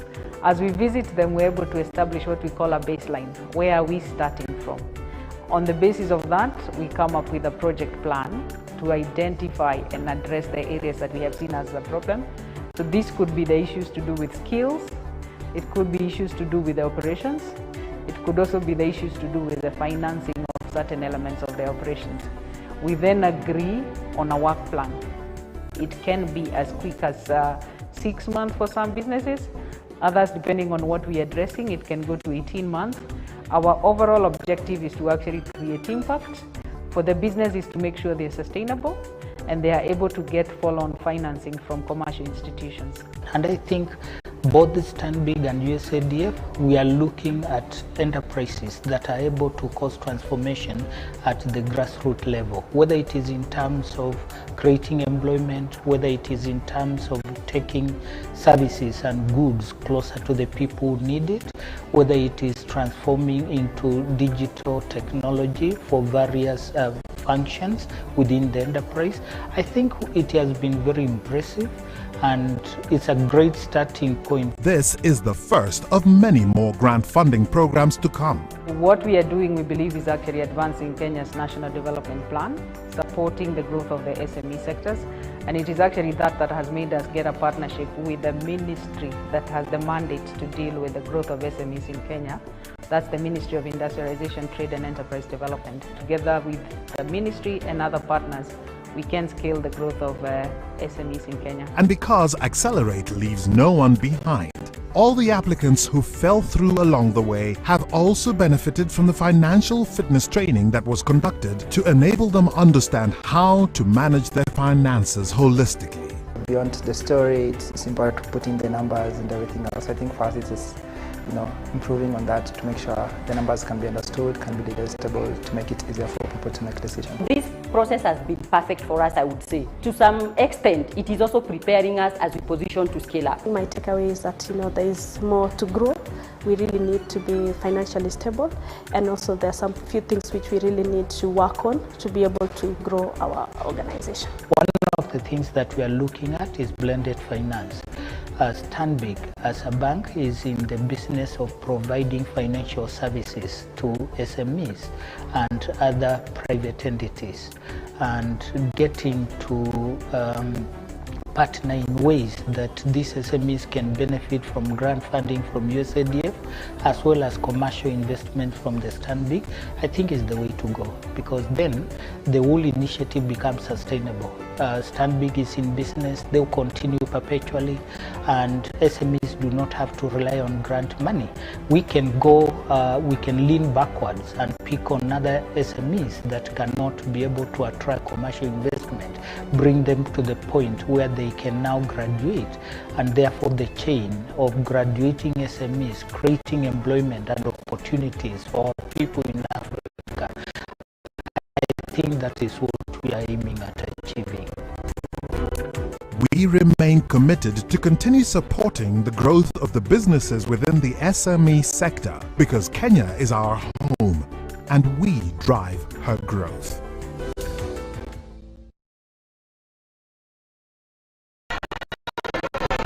The Honorable Dido Raso, proceed. Thank you, Honorable Chair. Honorable Chair, I beg to move my proposal. Order members, order members, order members. Allow the Honorable Dido Raso to make his proposals. Proceed, the Honorable Dido Raso, member for Saku. Thank you, Honorable Chair. Honorable Chair, I think we are making a law, and it is necessary that we are heard in silence, and we need your protection.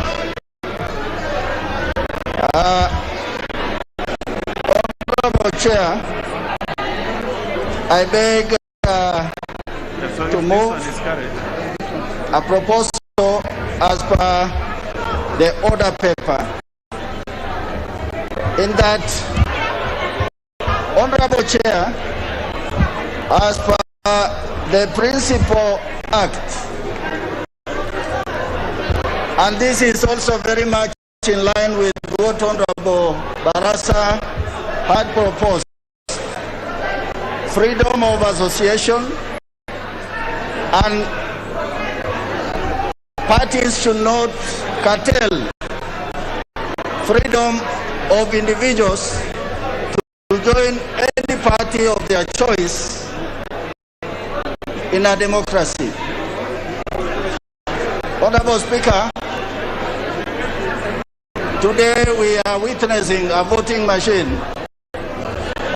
where, instead of seriously debating and looking at issues.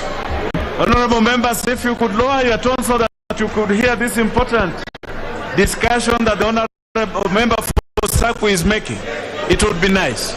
Allow the member for Saku to be able to be heard in this house. Thank you, Honorable Chair.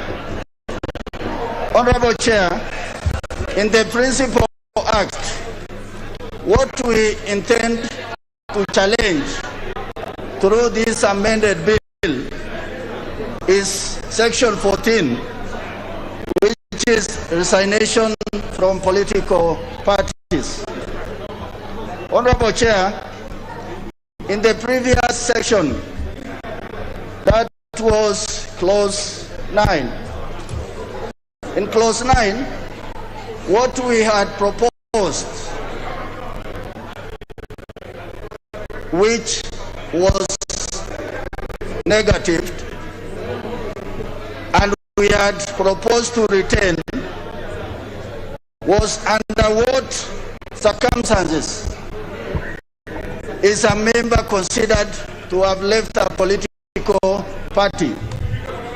In this, it clearly says in the Principal Act, a person who, while being a member of a political party, forms another political party, joins in the formation of another political party, joins another political party, and in any way or manner publicly advocates for the formation of another political party or promotes the ideology, interest, or policies of another political party. Honorable Speaker, this particular section, we retained it under Article 14. And in this particular case, as per the proposal in the bill by the leader of majority, we have said this becomes a consequential clause as far as we are concerned, and that is why I am proposing this particular section to be deleted. Thank you, Honorable Chair. I propose the question that clause 10 be amended as proposed by the Honorable Member for Saku, the Honorable did. The first opportunity I will give to the Honorable Abdisalan. Mr. Speaker, I rise to oppose this proposal. The idea of having a political parties is to instill discipline in that political party. Secondly, is to ensure that party ideologies is respected. This is happening globally. Mahatma Gandhi identified 6 big sins that one can commit in his book. And one of the sins includes politics without principle. In the event we become nomads, moving from one place to another, then we have no ideologies to subscribe to. And in the event you have no ideologies to subscribe to, then you have no reasons to serve anybody in this country. Mr. Speaker, I think we must strengthen political parties by ensuring that ideologies within that political party is respected. That notwithstanding, you cannot subscribe to ideologies in different political parties. Once you form another political party, then you cease to be a member to the political party that you have been serving. Mr. Speaker, I oppose strongly. Very well. The Honorable Taya Morania, member for Kajiado. The Honorable Taya.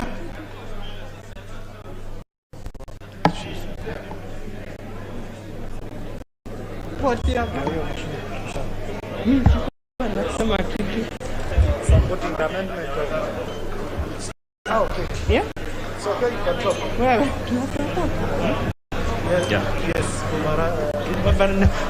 I'm supporting. Very well. The Honorable Dr. Tiende.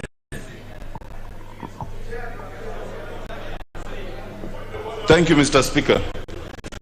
Mr. Speaker, this proposal by the Honorable Raso must fall. For the same reasons that the proposal by Honorable Didmas Baraza did fall.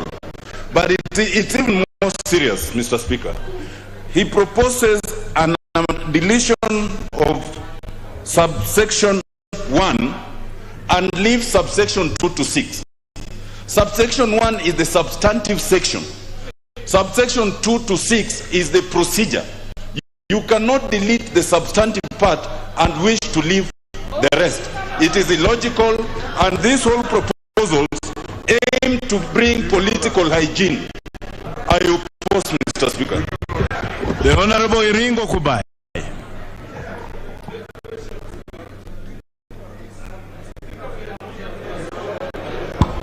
Thank you, Chair. I stand to support the proposal. Honorable members, I now put the question that clause 10 be amended as proposed by the Honorable Raso, member for SACO. Will as many of that opinion say aye?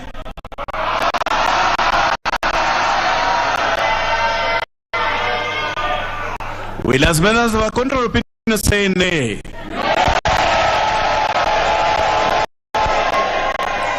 The nays have it.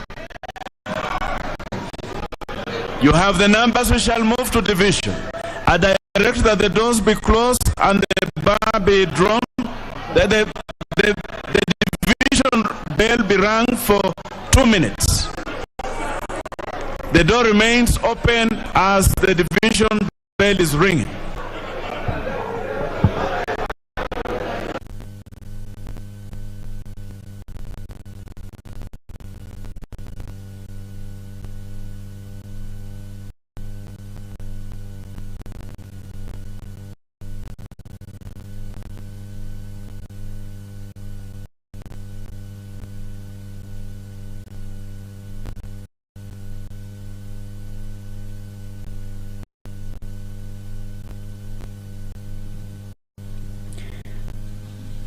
All right, the chairperson who's overseeing the committee of the whole house on the debate on the amendments proposed in the political parties bill, Honorable Christopher Omulele has just ordered that the bell be rung for 2 minutes to enable members go for division. Just like the other division processes that they've done, this one, they will also be voting electronically. But they are voting on the amendments proposed by SACO Member of Parliament, Honorable Dido Raso, on the amendments to Clause 10. That the Clause 10 of the bill be amended in the proposed new section 14A by deleting subsection A, by deleting subsection 1, I beg your pardon. I look at the bill and clause 14, subsection 1, says that a person who, while being a member of a political party, shall be deemed to have resigned from that party if that person forms another political party, if that person joins in the formation of another political party, if that person joins another political party, and if that person in any way or manner publicly advocates for the formation or another political party. Order members. Order members. Order members. The time for the bell to ring has lapsed. I now direct that the door be closed and the bar be drawn so that we can move on to voting. Honorable members, kindly ensure that we are close to your voting point, to our working voting point, so that we can make progress. Honorable members, I'll allow 1 minute so that members can take their positions. 1 minute, take your position where your voting point is.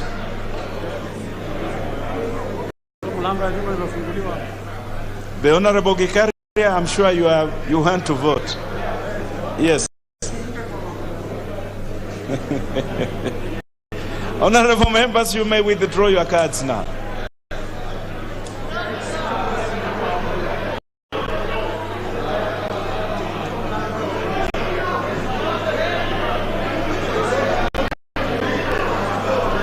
Honorable members,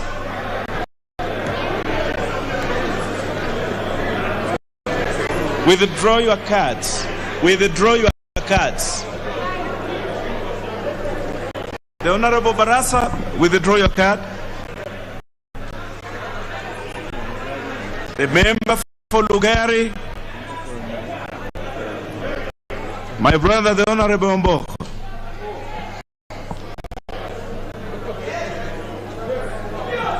The Honorable Mishra.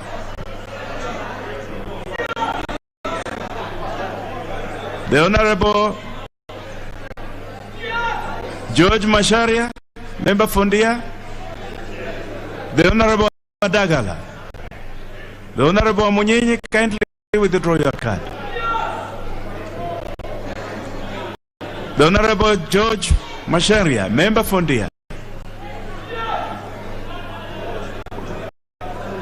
The Honorable GK. Don't see you.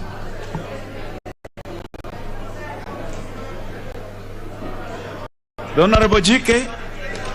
The Honorable Majimbo Kalasinga, withdraw your card, please. The Honorable GK. Anybody sitting next to Honorable GK? The Honorable George Masharia, Member Fondia. Very well. Honorable members, we are now ready. Now listen to my instructions, honorable members. I now direct that you insert your card to log in and key in your PIN and press the mic button once.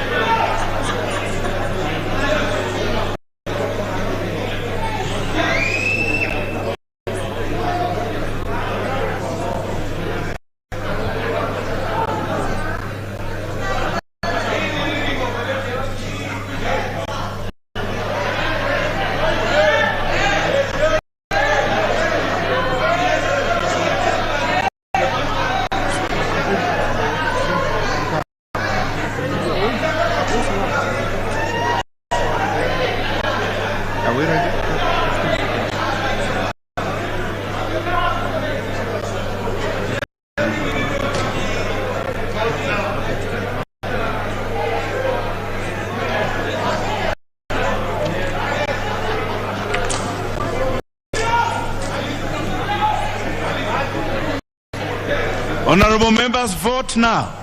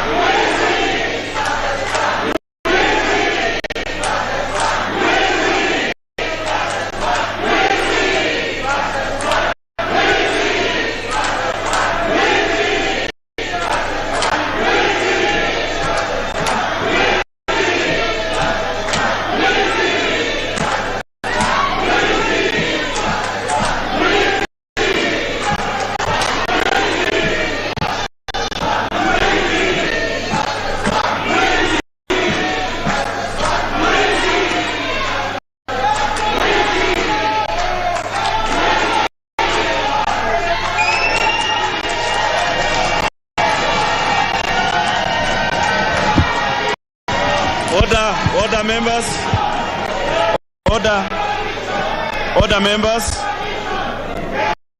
On a division that clause 10 be amended as proposed by the Honorable Raso. The ayes are 130. The noes 163. The noes have it.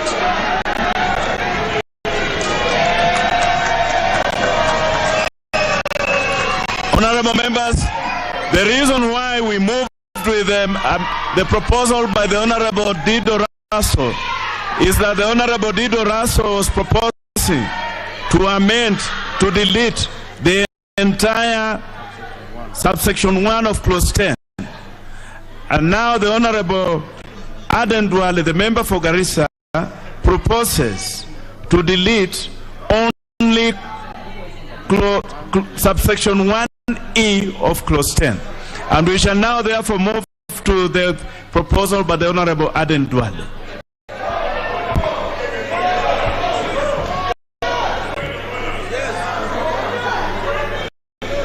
Honorable Chair, I beg to move that clause 10 of the bill be amended in the proposed new section 14A 1 by deleting paragraph E. Chair, and I want to take the House that clause 10 of the bill, and particularly I direct that the doors be open and the bar be drawn. The Honorable Member for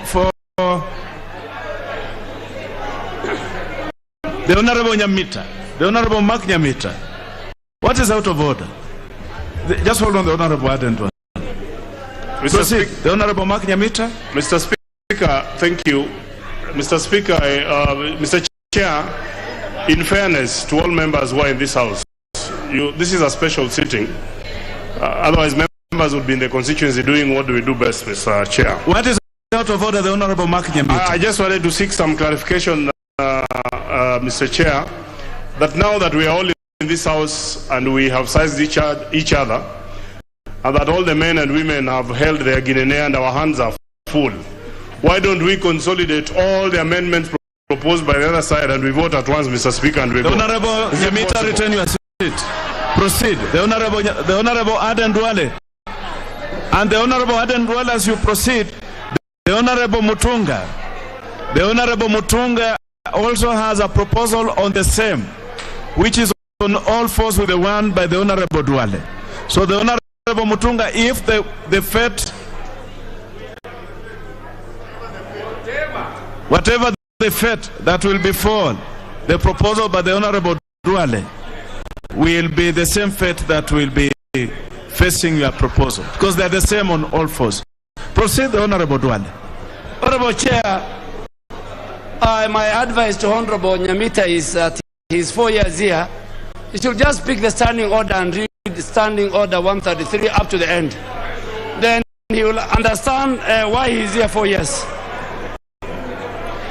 Chair, I beg to move that clause 10 of the bill be amended in the proposed new section 14A1 by deleting paragraph E. Chair, clause 10 of the bill in that proposed amendment I'm deleting provide that a person, while being a member of a political party, shall be deemed to have resigned from that party if the person promotes the ideology, interests, and policies of another political party. Chair, this provision, and it will go to court, this provision is unconstitutional because it contradicts Article 38 of the Constitution. And what does Article 38 of the Constitution says? That is the article that gives and provides every citizen, including members of parliament, the right to campaign for a political party or cause, or free to make political choices. Mr. Speaker, this particular article outlaws the political rights of an individual, and the most cherished chapter in our Constitution, Mr. Speaker, it is the Bill of Rights. The Bill of Rights, and that is why for it even to be amended, you must seek the concurrence of the people of Kenya through a referendum. Mr. Speaker, you cannot create political parties owned by individuals, that will cajole the interests of that member and the people he represents. And Mr. Speaker, a classical example is that Jubilee, the former Jubilee and the Jubilee that is in ICU was formed as a result of the collapsing of 14 parties. Today, that Jubilee, which had a national outlook, fall into the hands of crooks and brokers and drunkards. Shameful. And the only job they were doing was to chase members, violating their rights under Article 38, Mr. Speaker. The Honorable Dwala, you will withdraw that part of crook and shenzi. Mr. Speaker, I withdraw. Very well. The bill outlaws the rights and more so if enacted, Mr. Speaker. The Honorable, the member for Elders. Mr. Speaker, is it in order? Is it in order? No, it's not only withdrawing, so that we have civility in our political lism. Is it in order for the Honorable Dwale, first, now that he has left Jubilee consciously, to talk about Jubilee instead of discussing in his house and dismissing everybody else who disagrees with him, and saying, is it in order, Mr. Speaker? The Honorable Member for Elders, I've already asked the Honorable Dwale to withdraw that part where he was referring to the party as. Proceed the Honorable Dwale to move your amendment. So that Honorable Chair, you know, my good friend Honorable Kenan is a pastoralist, and we don't argue over carcasses. Jubilee is a carcass, so I don't want to argue about it. Honorable Chair, the intention.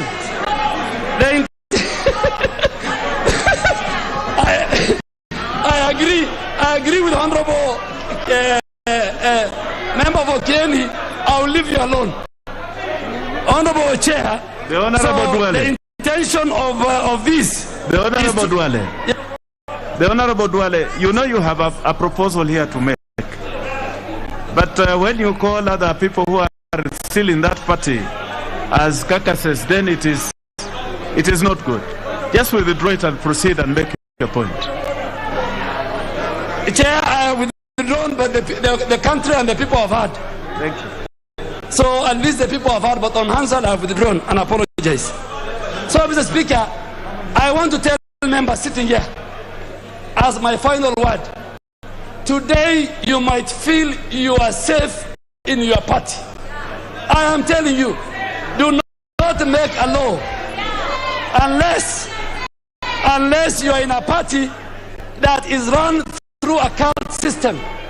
If that is a party, fine. But in a democratic party, if you feel you are safe, your day will come.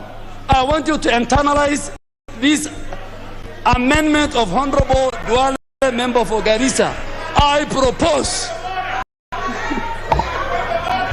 Honorable members, I propose the question that clause 10 be amended as proposed by the Honorable Dwale, member for Garissa. I see interest from the Honorable Dr. Makali Mulu, member for Kitui Central. Yeah, thank you, Mr. Chairman. You know, Mr. Chairman, I want to oppose this amendment because this is, Mr. Chairman, this clause is discussing a member of a political party. If you decide to join a political party, it is important, Mr. Chairman, you adhere to the ideology, interests and policies of that party. If you want to promote another party, just resign, go to that other party and seek fresh mandate. Mr. Chairman, we are wasting time with unnecessary amendments here. I oppose. The Honorable Ntwiga Munene, member for Chuka Igamba Ngombe. The Honorable Munene. Give the Honorable Munene the mic.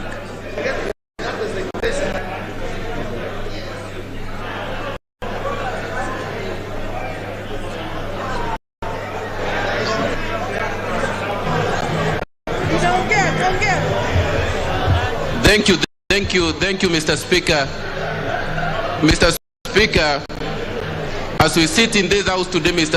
Speaker, the legislature now will put party dictatorship in the constitution of this country. I wish to tell those who are supporting this thing today that one day and very soon it will come to haunt them, it will come to haunt them, and it will come to punish them, Mr. Speaker. Mr. Speaker, it's good as we debate as members of Parliament that we realize that we are putting up laws for eternity.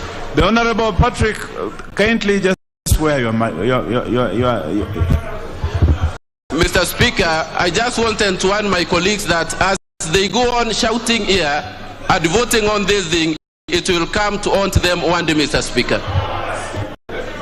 Honorable members, it is now, let me put the question that clause 10 be amended as proposed by the Honorable Duale. Will as many of that opinion say aye? Will as many as of a contrary opinion say nay? The nays have it. You have the numbers. We shall proceed to division. I direct that the division bell be rung for the next 2 minutes.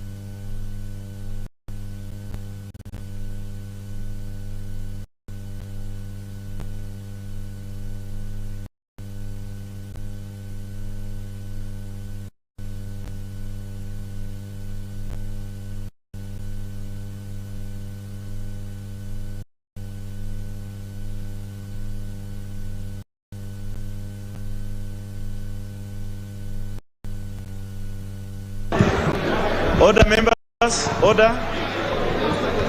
Order, members. The time for the division bell to ring has lapsed. Members, return to your positions. Honorable members, I'm allowing members 1 minute to reach their positions of voting. 1 minute. I direct that the doors be closed and the bar be drawn. Members, you have 1 minute to reach your positions of voting.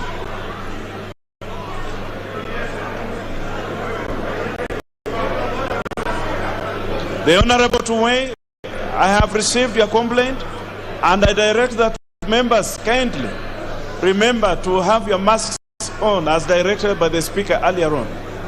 The Honorable Tuwei is complaining that the members in his vicinity are not keeping on their masks. The members around Honorable Tuwei.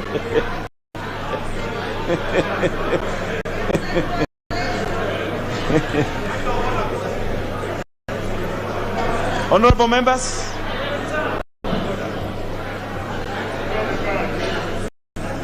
members, I now direct that you withdraw your cards. Honorable members, withdraw your cards.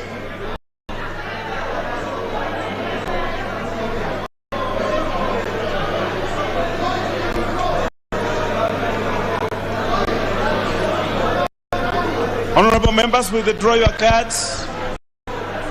The Honorable Nyoro Ndindi, Martin Owino, the Honorable Kele Odoyo, member for Nyando.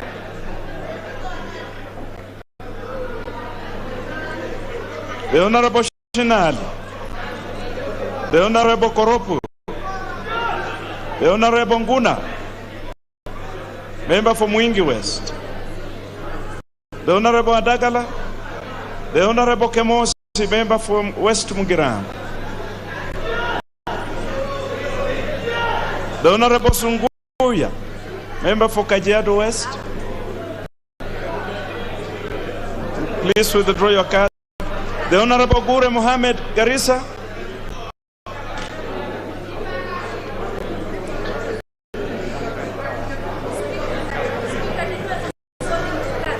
The Honorable Cameron, you had withdrawn your card, now you have returned it. Just withdraw it. Honorable members, now listen to me. I hope we all are now accustomed to this. And now, this is in regard to a proposal by the Honorable Aden Duale to delete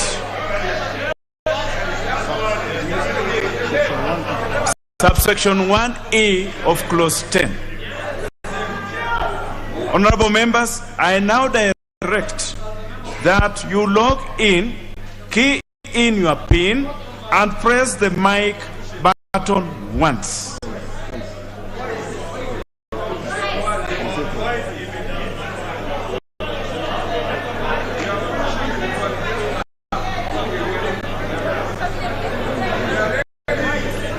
Honorable members, you have 90 seconds to do this. Just relax and do it correctly.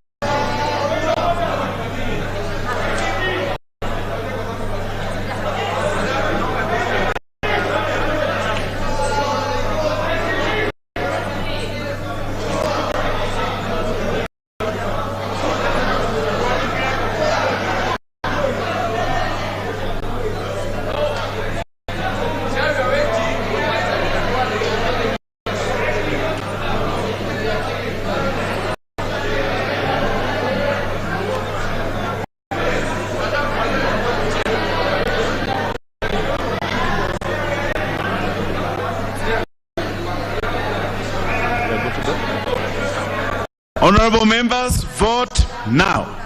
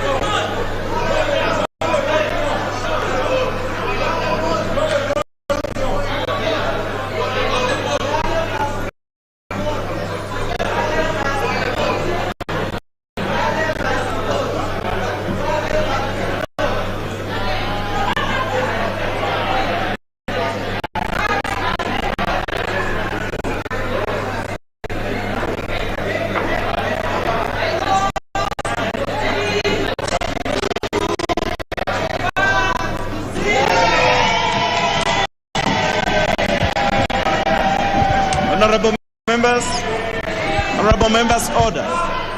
Order, members. Honorable members, on a division that clause 10 be amended as proposed by the Honorable Duale, the ayes have 128, the noes have 164, the noes have it.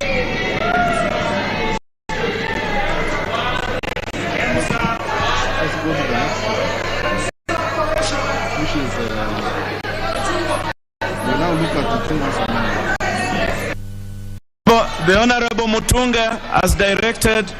The fate of your proposal is similar to the one by the Honorable Duane. We shall now have the proposal by the Honorable Ishungwa, member for Kikuyu.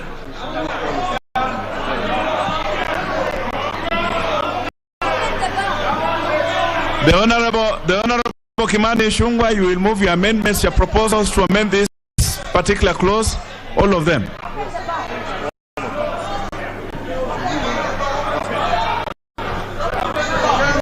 Proceed. Oh. Yes, honorable members, I direct that the bar be drawn back and the doors be open.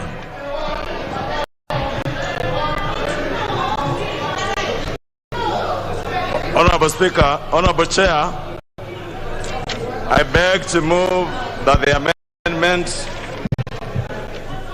be adopted as proposed in the order paper, Honorable Speaker. Honorable Speaker, the import of this amendment, Honorable Chair, as has been said by the movers of the previous two amendments, Honorable Chair, what has spared members, Honorable Chair, from being evicted from political parties is on the question that the courts have determined as to who deems you to have either promoted the ideals of another political party, or who deems you to have formed or to have done whatever is provided for in the particular article. And Honorable Chair, it's good to note that the particular provisions in this clause are just as they were in the original act, save for determining the question of now who deems you to have done all the things you are being accused of doing. Honorable Chair, the courts have upheld that there was no law that determined who deems. What this now is doing is determining that question. And I can see the leader of majority agreeing with me. And the folly, Honorable Chair, in my view, is who do we give the powers to deem you to have contravened the sections that are in that particular clause, Honorable Speaker? The proposal as it is, Honorable Speaker, is giving the power to deem to the registrar of political parties, Honorable Speaker. I had a lengthy engagement with the leader of majority on this issue.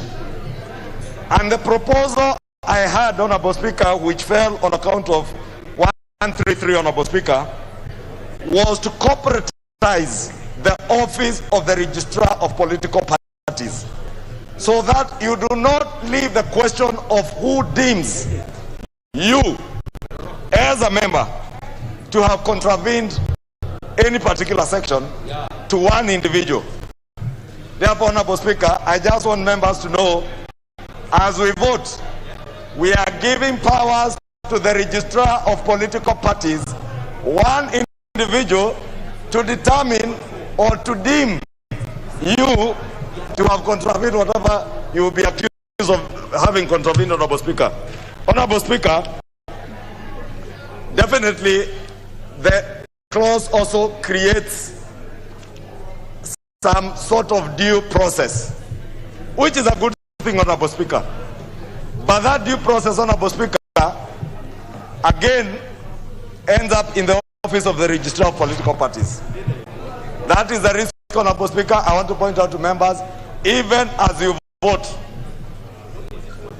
with that in mind, Honorable Speaker, and I beg to move that we delete the particular sections, Honorable Speaker, that will make it easier for you to have been to be deemed to have either formed a political party or joined the formation of another political party, or you are joining another one, or you are promoting the ideology, interest, and policy of another, because the risk is if we leave that particular responsibility to one person, there lies a danger, Honorable Speaker, and it will only come to you as members of Parliament, because it is you who, if you are deemed, who will lose your seats. And I must state here, Honorable Speaker, I run no such risk. But in due time, many or some of you will see the folly of what we are doing today. I rest my case. I propose a question that clause 10 be amended as proposed by the member for Kikuyu, the Honorable Ishungwa Kimani. I'll give the first opportunity to the Honorable Janet Ongera.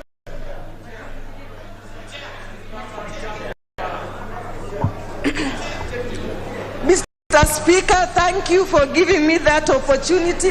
I oppose without thinking.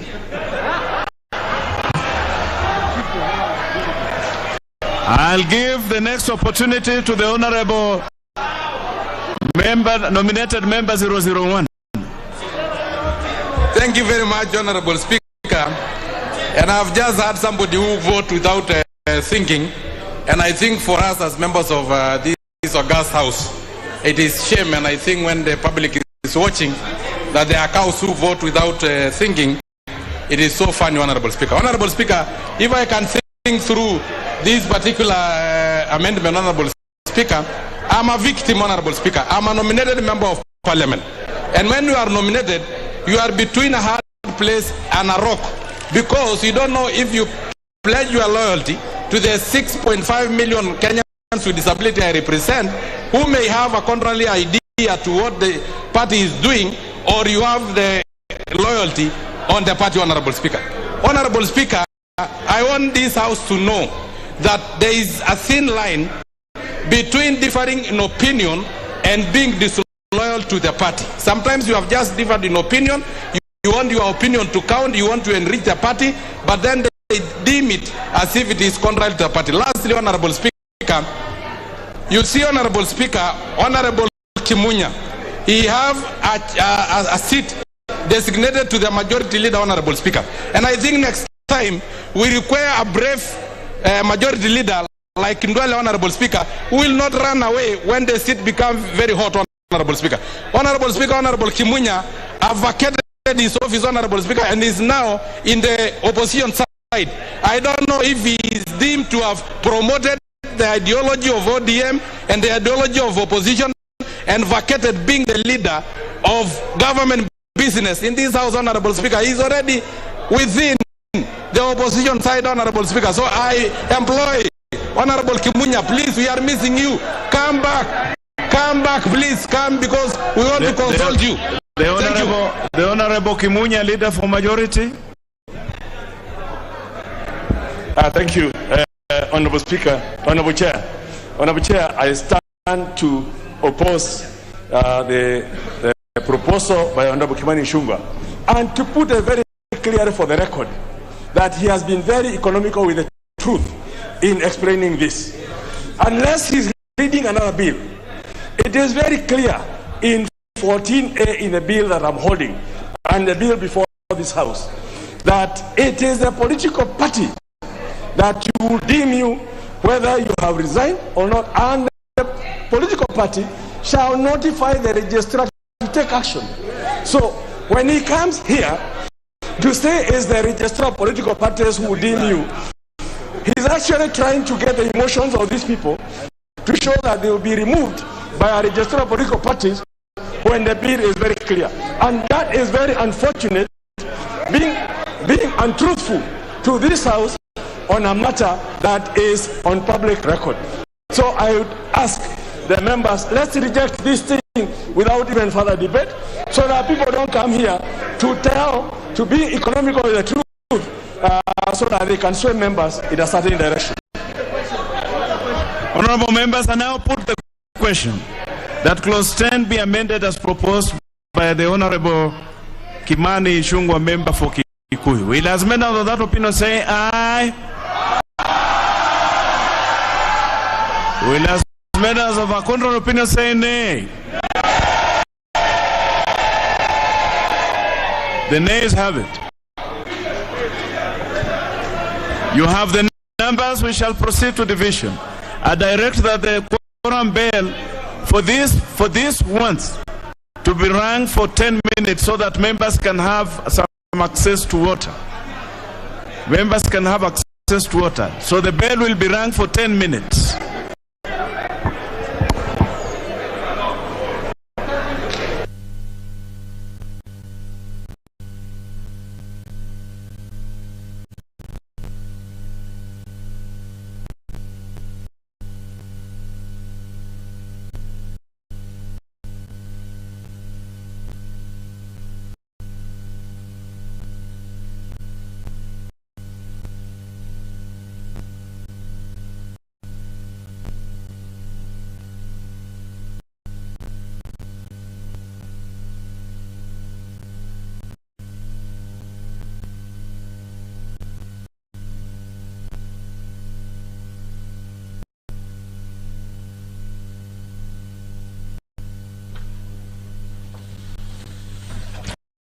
Honorable Christopher Omulele, who's chairing the Committee of the Whole House on this consideration of the Political Parties Amendment Bill. On the amendments proposed, has just ordered that the bell be rung for 10 minutes.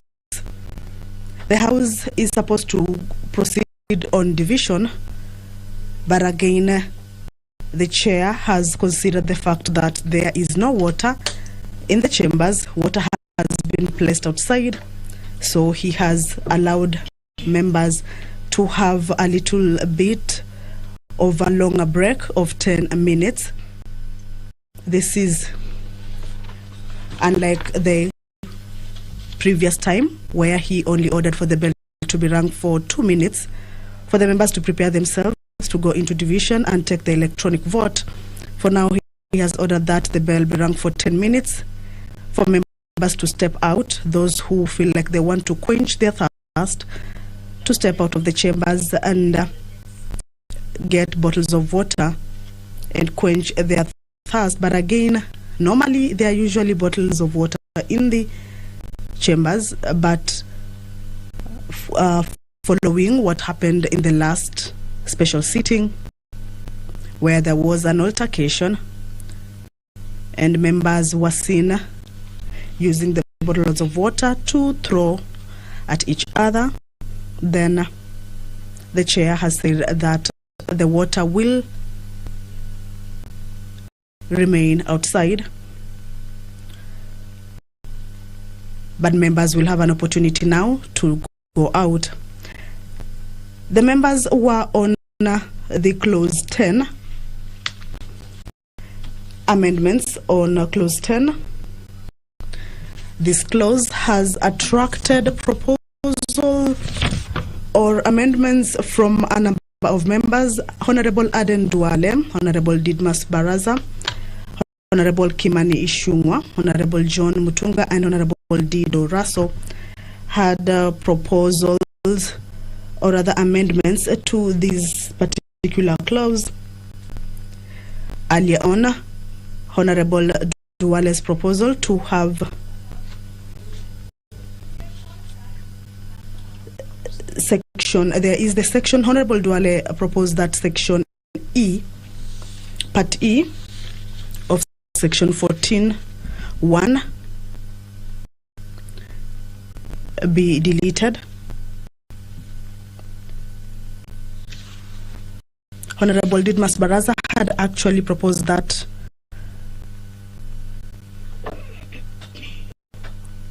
section 14,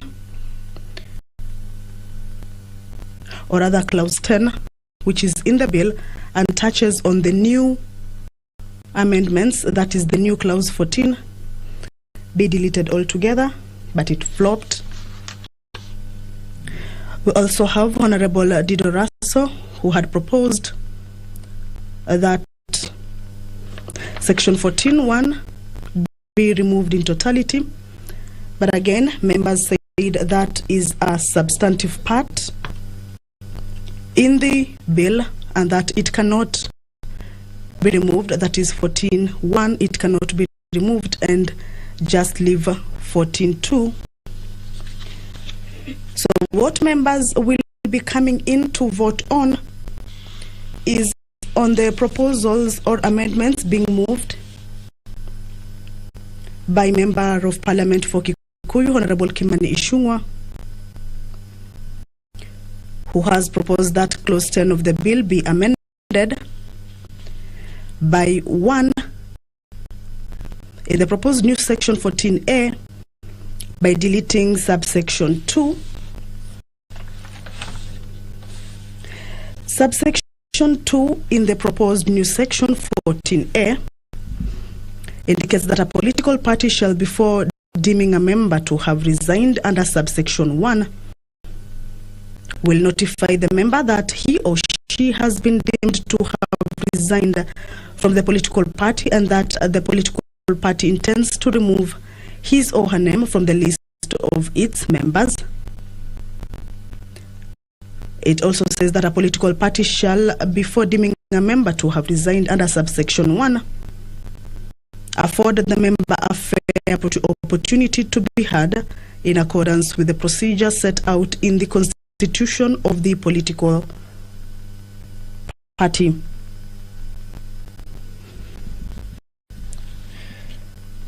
Kimani Ichung'wah, or Honorable Kimani Ichung'wah, is also proposing that clause 10 of the bill be amended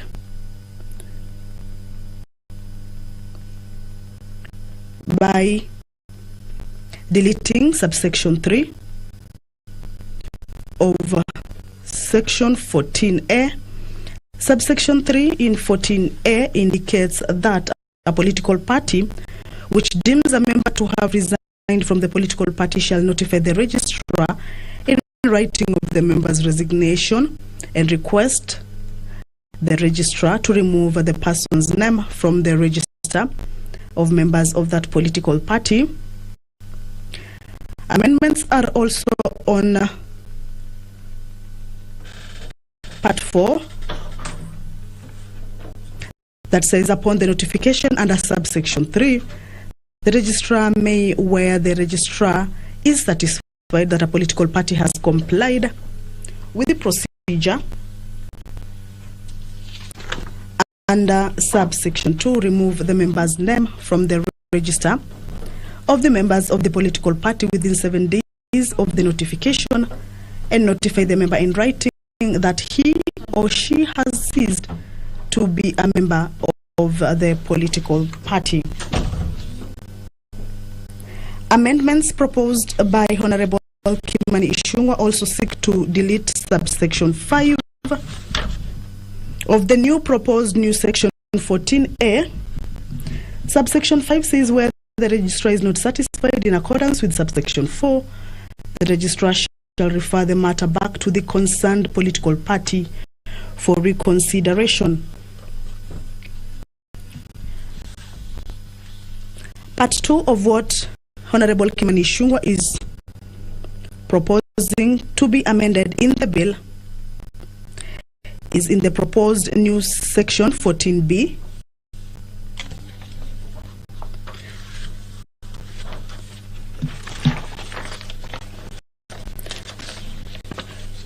To delete the proposed new section 2 and substitute it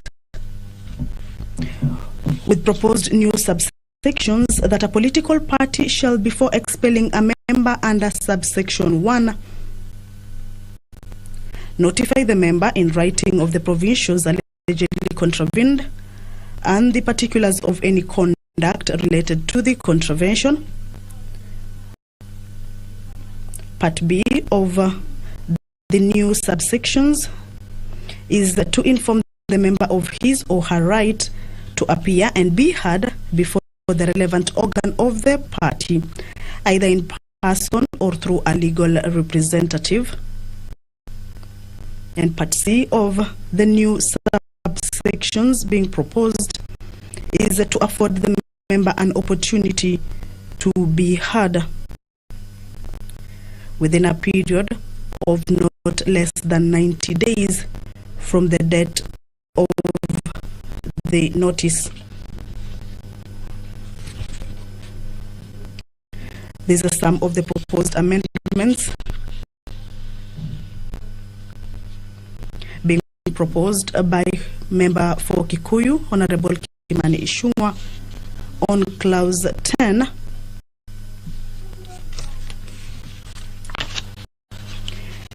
Clause 10 largely touches on the new proposed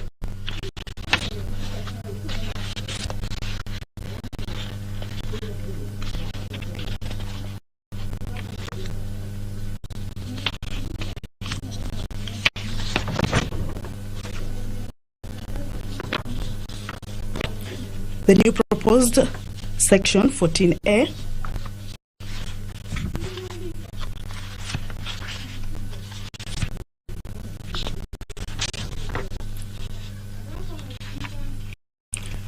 members are still having a free time there.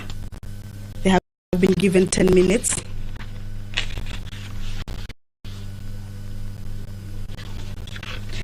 It is a division bell that is being rung, but this one is unlike the previous ones. The chair of the committee of the whole house, Honorable Christopher Mulele, said that the bell can be rung for 10 minutes to allow members step out and pick a bottle of water.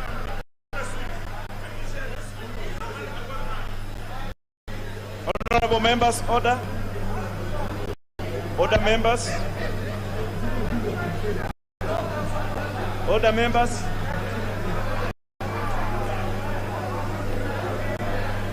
Honorable members, the time for the division bell, the 10 minutes has lapsed. Members, kindly resume your seats. I am allowing members 2 minutes to access their seats. 2 minutes, members, access your seats.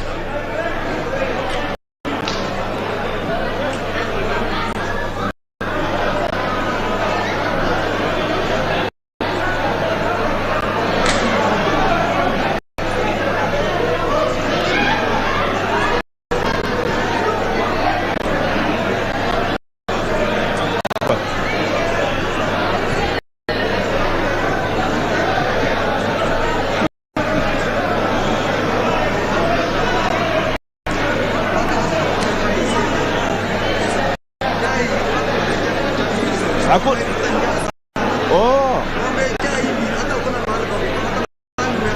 Na iko chai huko? Iko chai.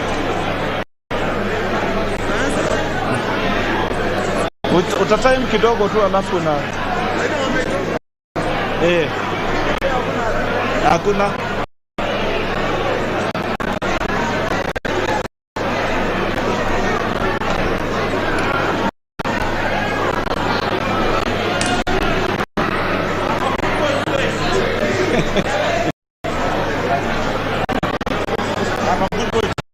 Kabisa? Leo hauna neno. Lakini mimi najua wewe.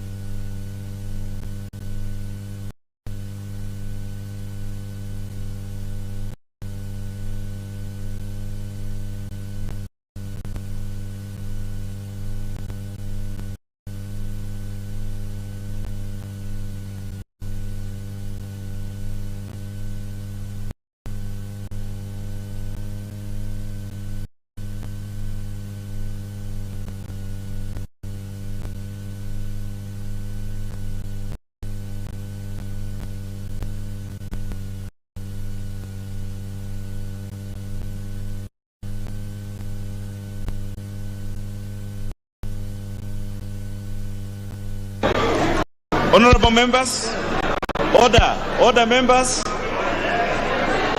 Members, let us access our seats.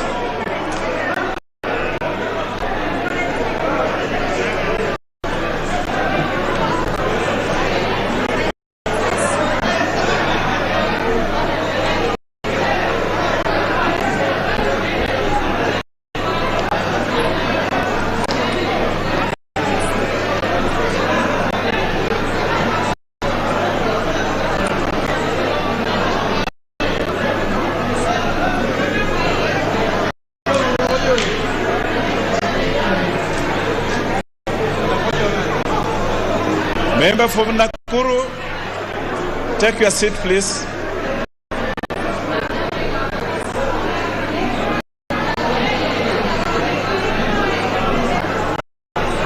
Other members, member for Kieni, member for Dagoretti South. Honorable members, before we took that small break, we were considering a proposal by the Honorable Kimani, issuing a member for Kikuyu, to amend clause 10. Honorable members, I now direct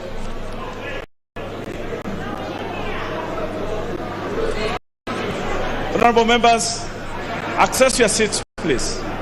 I now direct members that you withdraw your cards. I direct that the doors be closed and the bar be drawn now.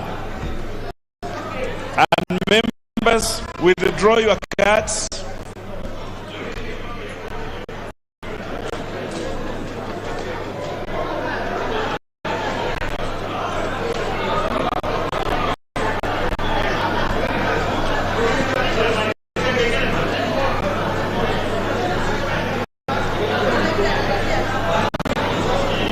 Honorable members, have we withdrawn our cards? The Honorable Nyika, withdraw your card. The Honorable Rono Kipkoge.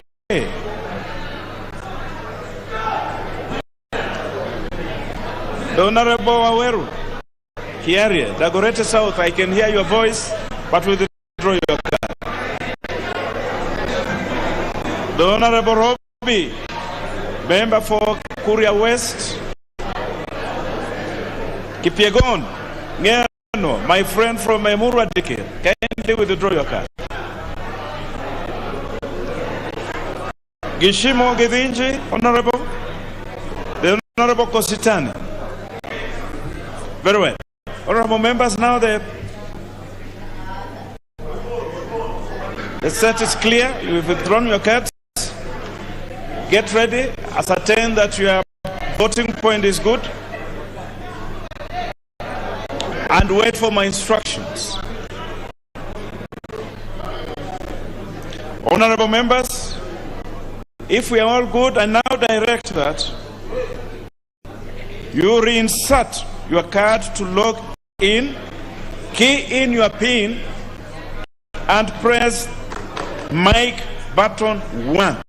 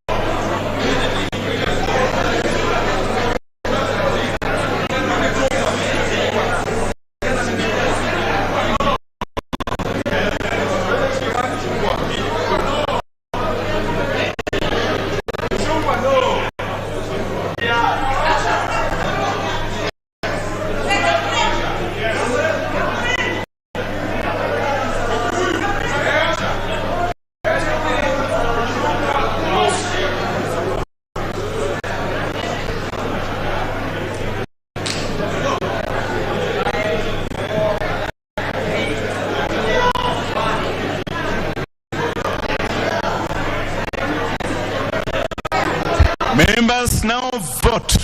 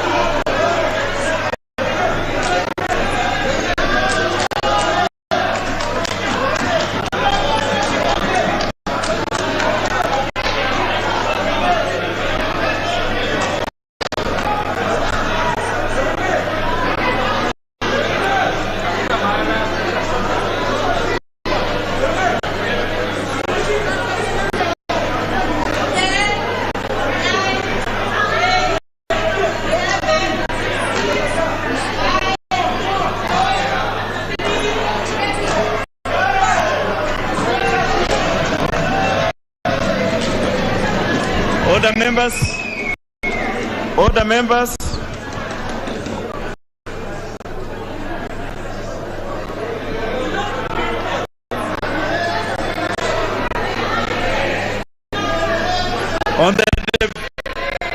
Honorable members, just the member for Kilifi South, just relax. On a division that clause 10 be amended as proposed by the Honorable Kimani Ichung'wah, the ayes have 123 and the noes have 154. Therefore, the noes have it. The Honorable Ashiali, you're a seasoned member. You know that there can never be anything out of order when the speaker is on his feet. But you have a chance to prosecute your point of order.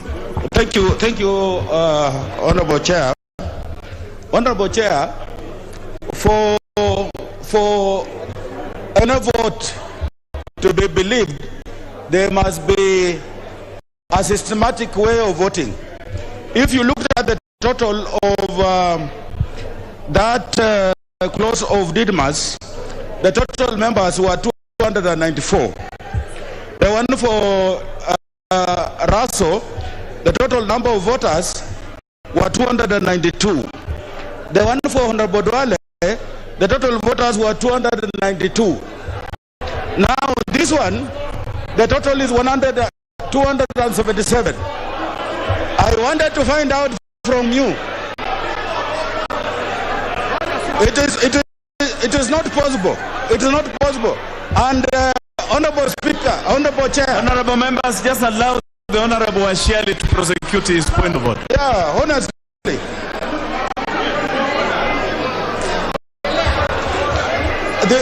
This vote we have just taken now, even the technical man from the ICT, he came and he realized that I could not vote. Honorable Chair, are we sure of what we are doing in this house? Because the Honorable Ashiali. Because the system is faulty. The Honorable Ashiali. The Honorable Ashiali. You have been in this house for a long time. You will remember that the doors keep opening and closing. Before I do this, I direct that the bar be drawn and the door be opened. And members have freedom to move in and out. So you will have different numbers of members voting to different clauses. It is possible. It is the Honorable Ashiali. I'm very keen on fairness. Honorable members, let's make progress.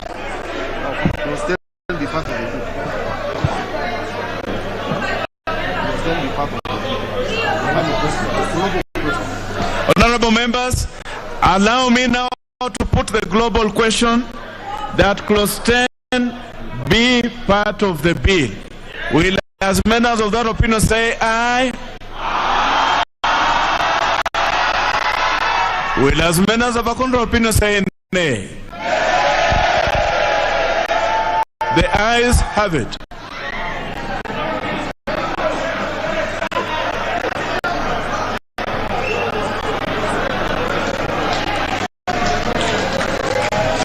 Thank you.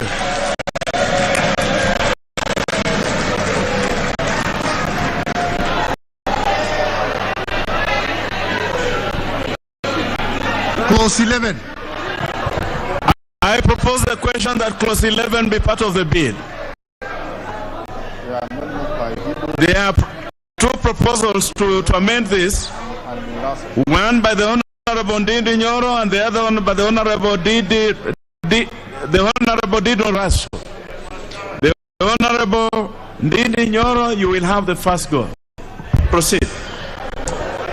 Thank you, Chair. And I'm seeking to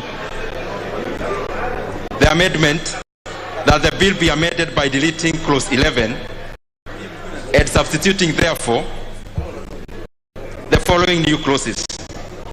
11, that section 16 of the Principal Act is amended in A, subsection 4 by inserting the words "and in the political party's official website" immediately after the word circulation. And B, subsection 5B, by inserting the words "and in at least one daily newspaper having nationwide circulation" immediately after the words "in Gazette."